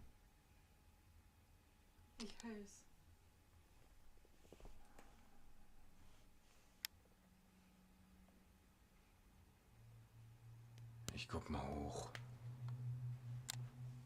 The German accent makes it even creepier.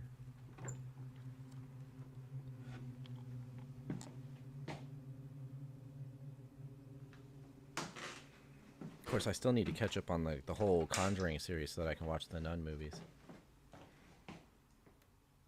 Schnuffi. I don't know. I know him from Suits. So, and my mom's been watching Suits, which is kind of crazy to me because I never would have thought she'd watch that show. Like, it's a good show, but it just, to me, it felt like something that was kind of like out of her ballpark when it comes to the style. But I really like Suits, and he's in it. And so when I was watching the trailer for Thanksgiving for the first time, I heard the voice. I'm like, that's the ground guy.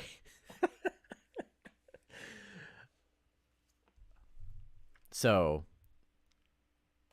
but yeah, so I'm excited. I think it looks really good, and I think he's a good fit for a horror movie like that. Was ist los?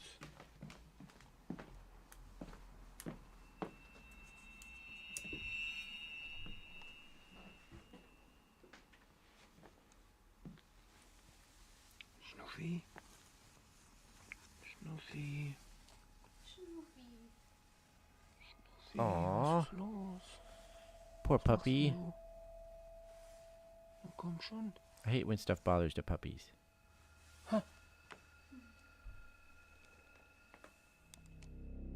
It appears that Schnoofy is scared of something. Schnoofy hides under the bed for a couple of minutes before eventually coming out.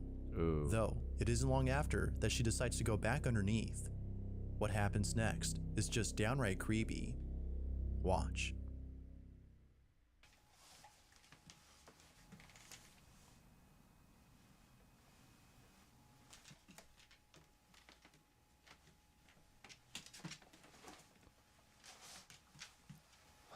Don't do the footsteps. Don't do the foot. I swear to God. Ooh. I don't like it.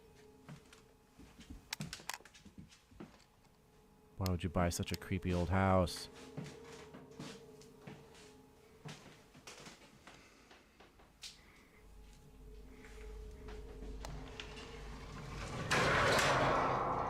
Yeah, that's not the stuff of horror movies.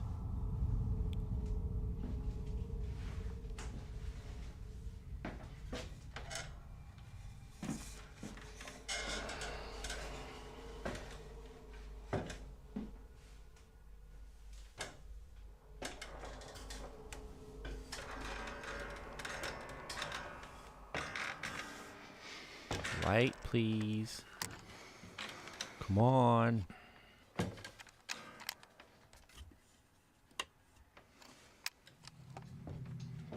Okay, that that almost freaked me out. Of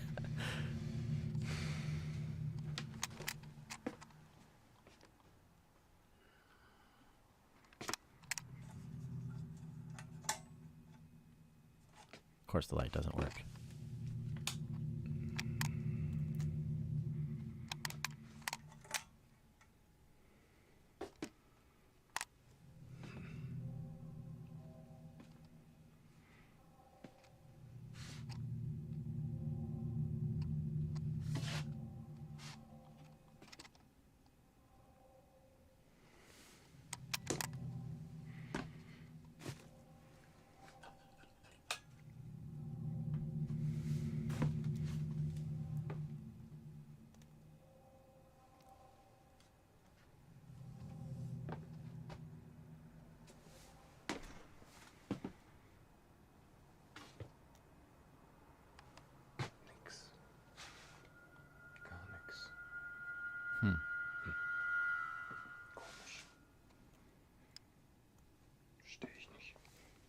It's a big ass attic.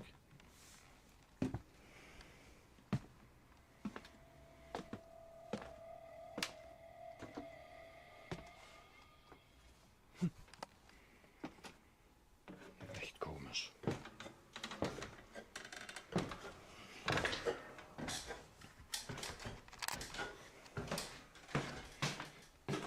Nee, nix. Überhaupt nix.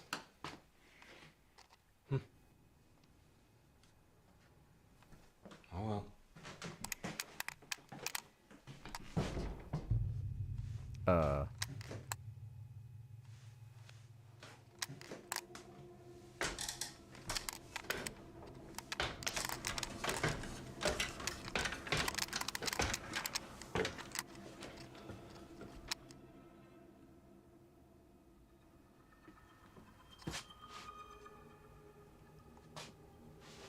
The suspense is killing me. I hope there's a payoff.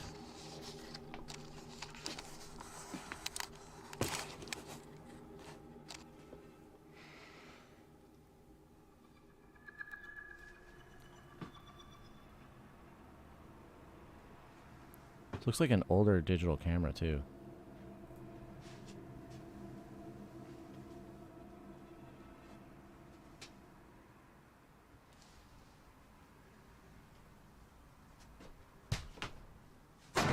Ugh.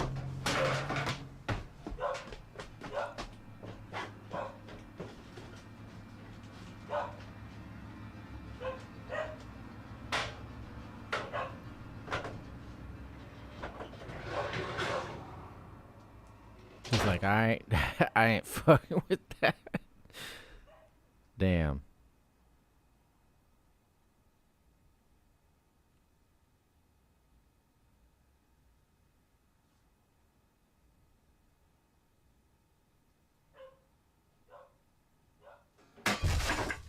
I don't like not being able to see. Oh no. Dude, I don't like this.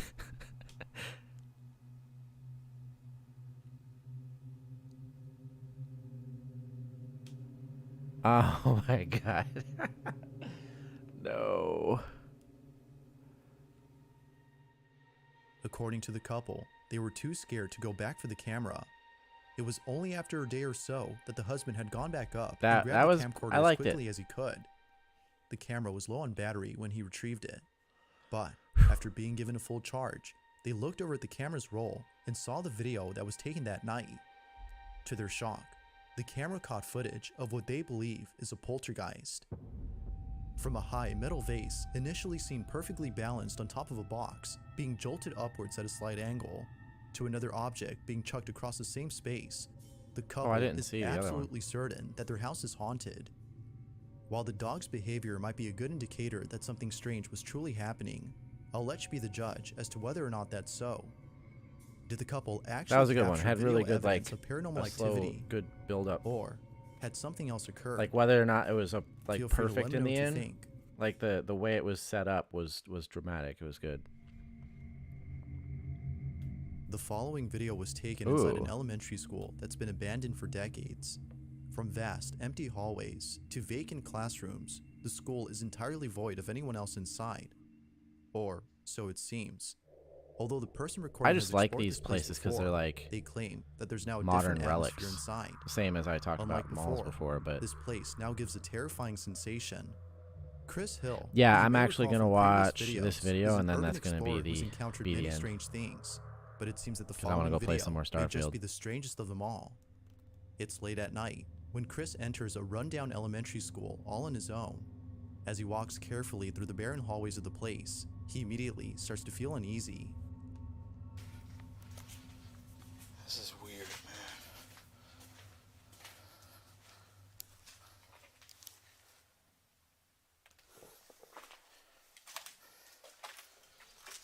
It's just so weird how they just leave these places. There's just stuff there and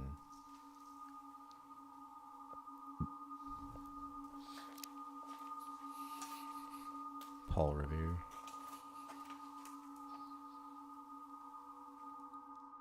The classroom items that are left behind make the place all the more creepy, but further exploration of other classrooms adds more to the creepiness of the site, as more school materials. I mean, just the site itself is just creepy. Yet, but as Chris continues to scout the place, it becomes apparent that something far more chilling resides at the school. As Chris walks further into the building, this is captured. Alright. This is the main lobby. Main office.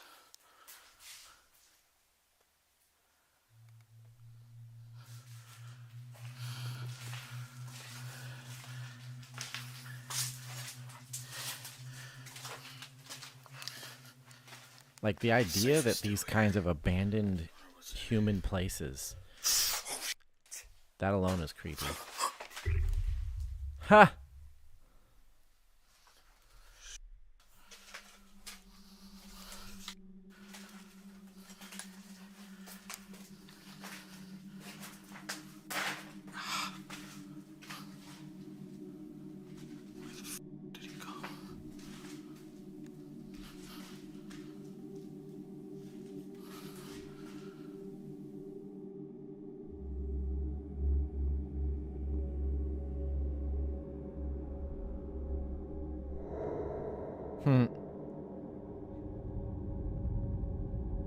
I mean, obviously just some digital editing. He was standing Right. He's probably in this room. The visual editing part was good, right? Like that's not bad. It's just I don't know, it's like he's overacting or something that bothers me. Like that's the number one thing that can kill the mood of these things is overacting. Hello.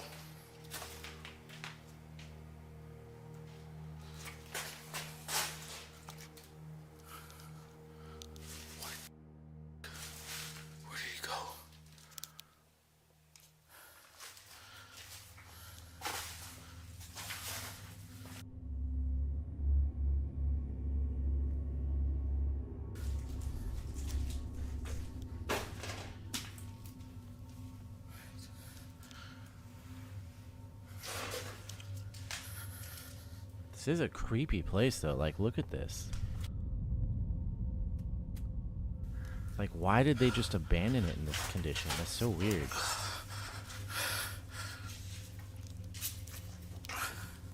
Can dude not climb a ladder?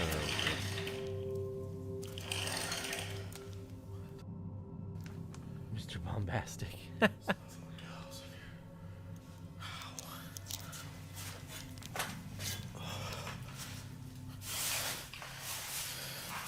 Alright, so what's he gonna overact to next? He was standing right here.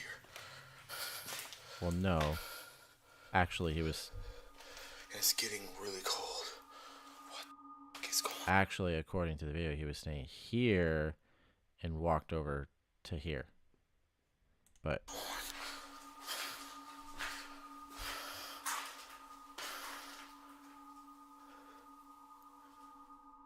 Without warning, a very faint scream is heard somewhere in the building. Immediately afterwards, Chris turns around and sees a moving figure across the room. He runs over to check inside, but strangely, I mean, it's finds obvious. no one It's very there. obviously fake. He then checks the closet space, but also finds nobody It's not inside. the fault of the editing. It's as though the person he saw vanished into thin air. Further adding to the strangeness is the drop in temperature when Chris leaves the room. That he tells Now, us this is very happening. That, similar I to hate when it when Chris had people explored use an that as abandoned evidence. warehouse, which turned out to be extremely haunted. Perhaps the same thing could be said Extremely. about this place. But when considering the following occurrence, this notion becomes more likely the case. In the school Early bathroom? on, Chris had explored I a feel different like I- section of the building when suddenly this happened. All the doors shut at the same time. This is a bathroom. Is this what you're talking about? Oh, okay. Oh! Somebody's in there.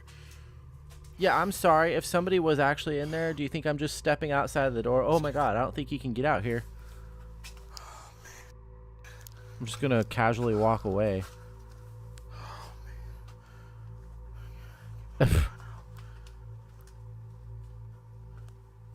I mean, the view does. His reaction just kind of makes it feel stupid.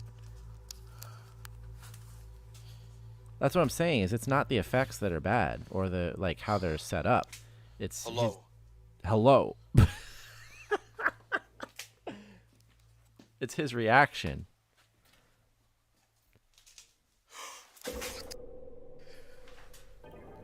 Oh, it's a toy.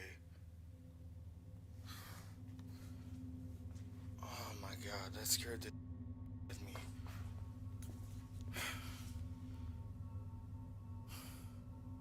Holy, it scared the hell out of me. Excuse my language. Heart is racing.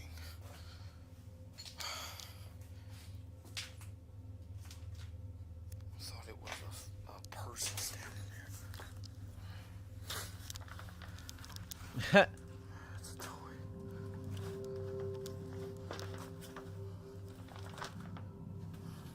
Look at this. Right.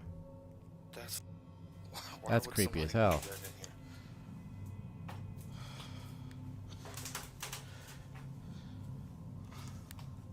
Make sure nobody's actually in here. And Look at that thing, man. That is creepy. Now, although the doll itself is pretty creepy, it's what it does before that's the most unsettling. Mysteriously, the doll drops on its own as soon as Chris enters the facility. According to viewers, it seemingly Right, moved on that's its so own, weird. as though it was I thought taken that was over by a strange, like- ghost or an entity of some kind. Like most videos, proving that isn't easy. However, what happens later in the video before But yeah, Chris like leaves the school reveal of suggests it was creepy, right? Coming around the corner like, "Oh shit, what is that?" right?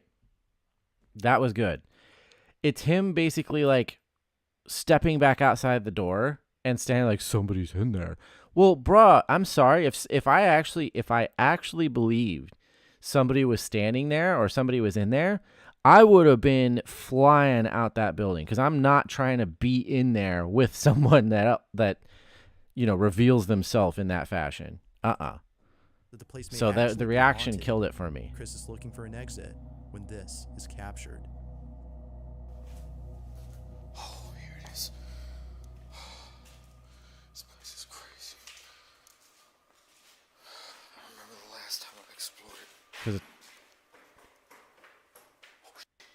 I don't like that. Hello?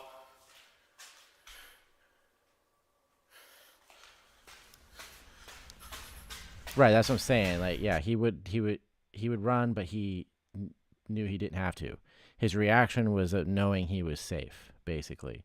If you were actually there and you saw that, the level of flight instinct, because you ain't in that scenario, you're not trying to fight that thing. That's something that you're running from, and you take off. Goodbye. Hello? He's trying to sound like imposing. Okay, I know I heard somebody coming down these stairs. I'm out. Now, see, this here could happen. You could be doing this urbex stuff, and there might be some random person, and that's creepy.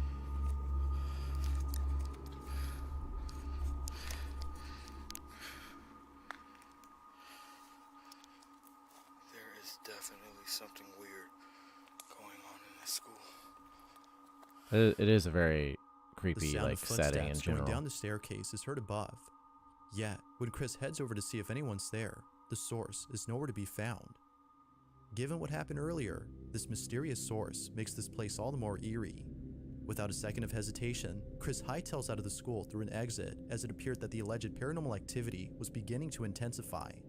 Chris no doubt believes that the school is haunted. Yeah, I but believe that. The idea of there being Because a he's in squatter real who was he's in real mistakenly identified places. as Like the there's no ghost doubt or that he's entity in inside the actual building creepy is worth considering, locations. according to viewers. You know. Oddly So enough, I though, totally believe we he's never actually see the run into squatter there or being person whenever something odd squatters, happens. druggies, creepers. Whether the school is actually haunted or just Maybe riddled even by other urban squatters remains explorers. a You know, like you could imagine there could be other people out there trying to explore and you don't know.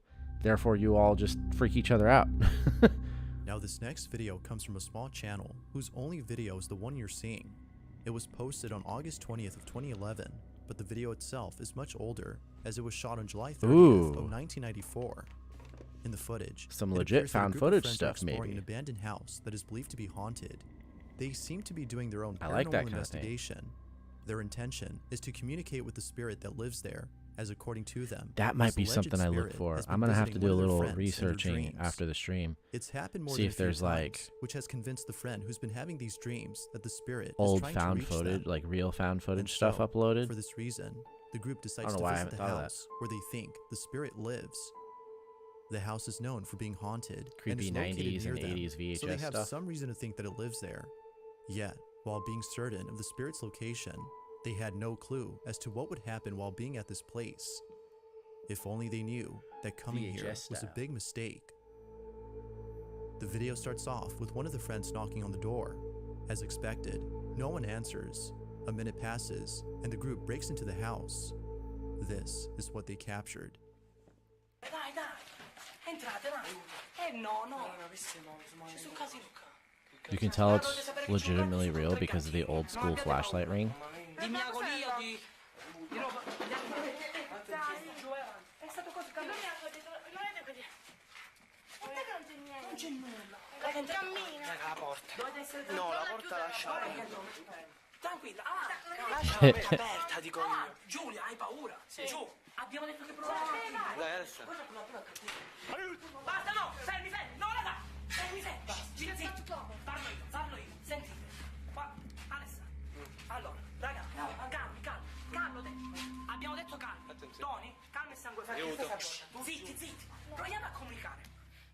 Although it's hard to make out what's happening inside, the group's dialogue definitely helps with understanding the situation. Not really. Emotions are The running hell are high, you talking and about? Everyone's tense. Just a bunch of yapping. But then, after a couple of seconds, they finally attempt to communicate with the spirit. It is at this point, though, where things get pretty spooky. The group is at the bottom of a staircase, looking up at a room whose door is closed. The supposed spirit is believed to be inside this room, as they heard noises coming from inside. However, the room was empty when they first checked it. They begin to ask questions to the spirit hiding inside, when this is captured. Allora, io ho avuto il sogno. Zitti. Sei tu che mi sei venuto in sogno. Zitti. Raga, guardate la pelle. Pelle d'oca. Sei tu che mi sei venuto in sogno. Sei una donna. È frocio. Okay, so you also know, bro, you also know it's 90s because of that. It's definitely before modern times.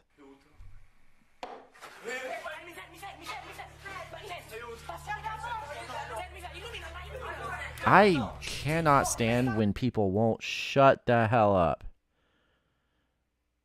Like in a group, and everybody wants to go, and then somebody has to sit there and is like yelling it over and over and over again, and nobody's listening. Like, I hate that so much.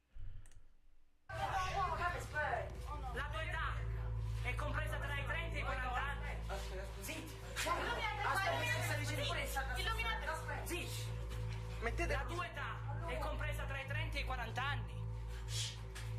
Tra i 40 e i 50. Tra i 50 e i 60. È un uomo tra i 50 e i 60. Sei una salma, ancora fai sti Tra i 50 e i 55. All of a sudden, a knocking noise is heard. Mind you that nobody was inside when they checked the Yeah, room. The spirit seems to be knocking as a way of responding to the questions asked by the group. They continue to ask questions when suddenly things get really intense. Watch. Sei tu che mi sei venuto in sogno. Sei tu che mi sei venuto in sogno. Shh, beh, fermi. Zitto. Iridescente. Iridescente, ripetete. Iridescente. Iridescente. Iridescente. Iridescente. Basta. Tu canti, ma sei stupido. Che cazzo? Iridescente. Sì, ok, molto. Sono col tesoro. Iridescente. Ha a che fare col tesoro. Se te passi, Andro. Ha a che fare col tesoro. Ha. Il tesoro è in cantina. Like, they really should have had, like, Perché non ci andiamo in cantina. Raga, dai, non dobbiamo avere paura. they really should have had just one person who's supposed to talk and everybody else shut the hell up. Casca tutto, andiamocene. Giulia, tocca la croce che hai al collo. Tranquillo.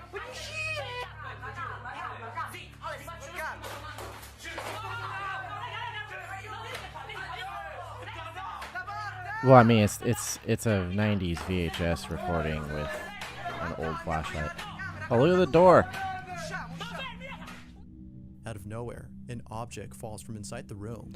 It's just they Following should have that, just had one the door person that opens and was like, closes okay, back and they're gonna forth, speak, seeming they're gonna as ask though the questions, they're spirit gonna do was whatever. upset. And everybody else just shut up because I Eventually, can't something stand that the we can't cross see on talking camera and makes the yelling group run out stuff. of the house in complete terror.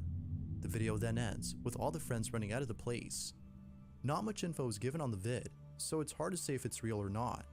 But when listening to the group's dialogue, all responses seem to be genuine. The same could be said for everyone's reactions. Just not a As fan of all always, the having what's your to stance yell on at people to this? shut up. And Ghost blah blah blah blah blah or blah blah not? blah blah. You be the judge.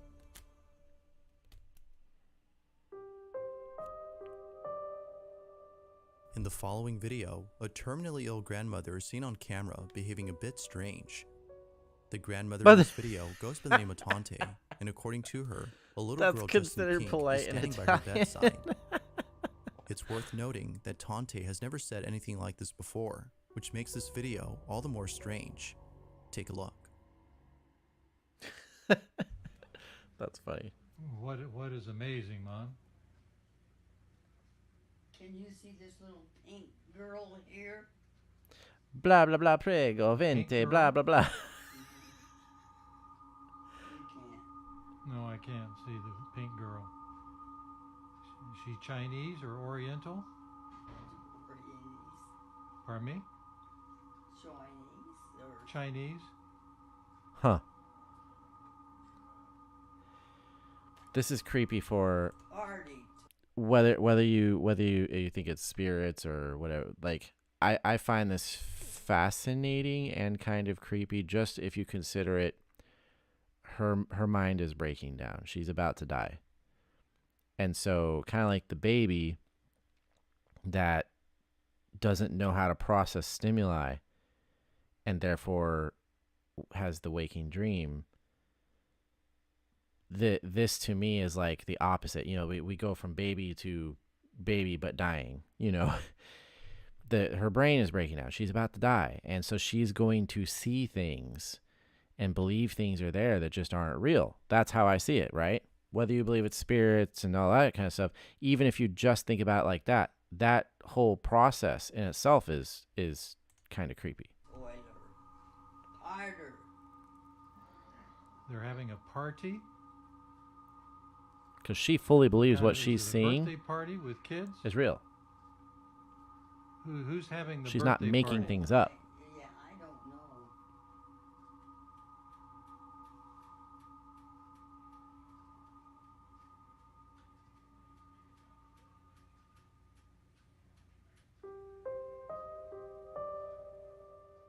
Same, Now, but there's different. a certain phenomenon that often but happens still when same. a person is close to dying.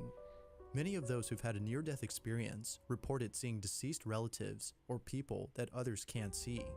Although it may seem like a frightening experience, near-death patients have claimed otherwise.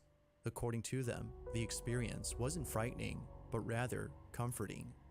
It's as though the deceased relative they saw was reassuring them that even after death, they'd be okay. Given that during the time of this video, Tante was entering hospice, which is a form of healthcare given to those who are terminally ill, viewers believe that she was experiencing this exact phenomenon. Whether Tante had seen a ghost or not, Oh my God. it's nice to know that whatever she had seen was at but least comforting dying. in some way during her final days, as she had recently passed away. If you caught something creepy on camera, or if there's any ghost videos you'd like me to check out and include in the next compilation, you can send them over to scaryvideos444@gmail.com. He's getting some good views off That this being stuff. said, let's get back to the video. I mean, here we are watching it. In this last video, a group of friends are hanging out inside a basement when something pretty creepy is caught on camera. Right off the At the start bat, of the- y'all made a mistake. Like, what the? We're just chilling in this basement. The friends are having a conversation when one of them heads over to a room where the lights are off. Cause what's seen dumb. inside has left them beyond spooked. Take a look. Dude, it's dark. I don't know where it's. I can't find it. Turn the lights Yo, on. Turn the lights what on. the I'm not standing with fuck? mouse. Turn the lights on. I'm not standing with a mouse. I'll do it. I can't see anything. Dude. There's no mouse in here. There's something in there. No, there's not. Did you get it? I can't see it. No. No way. If you look closely, there appears to be a face inside the room.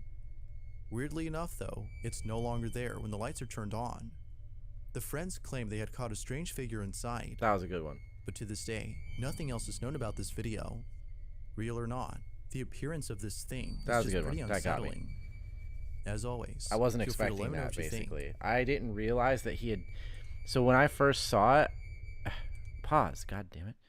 When I first saw it, I didn't realize he had bent over. So I was looking at it and thinking it was like him having backed up further into the room or something. So when he stood back up, that's what got me, is when he stood back up. I was like, wait a minute.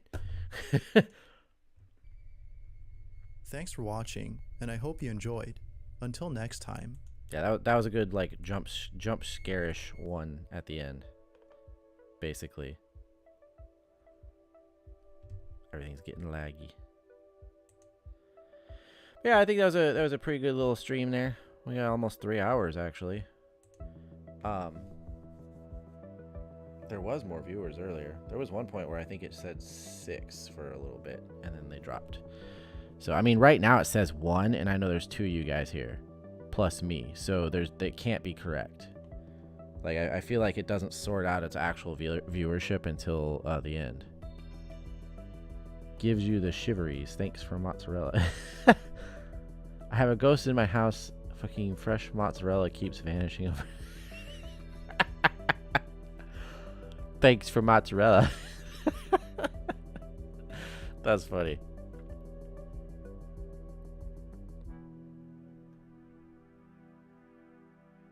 What is this image? Oh, that. Nope, let's leave that there. But yeah, like right now, prego. Right now, it's telling me there's one viewer.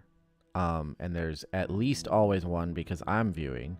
And then both Agent Tomcat and Cosmic Traveler are both here. There's a lot of wrenches on the screen. So yeah, it can't be accurate because there's at least 3. So, fascinating. Anyways, thank y'all for joining me tonight. It was fun. Those were some pretty good compilations. And, yeah, fun little show. I will be back tomorrow night, same time, same bat location. Back at the ranch. Yeah, I'm going to go play a little bit of Starfield for a bit, actually, before I go to bed. I didn't even want to stream tonight. I just wanted to keep playing Starfield. But I had to do it, so. All right. If you joined us anytime during the show, if you're here now, or if you're watching the VOD afterwards, appreciate y'all. I feel like we actually got a good amount of likes. I think somebody said we had 8 likes or something like that. I don't know. And I will be back tomorrow night. We do Monday, Wednesday, Friday, Saturday nights. And then Sunday night will be weekly takes, my mini cast. So I'll have 3 subjects on that to check out. Follow me everywhere on the internet at Rival Indigo, primarily Instagram and Threads. And we'll see you tomorrow.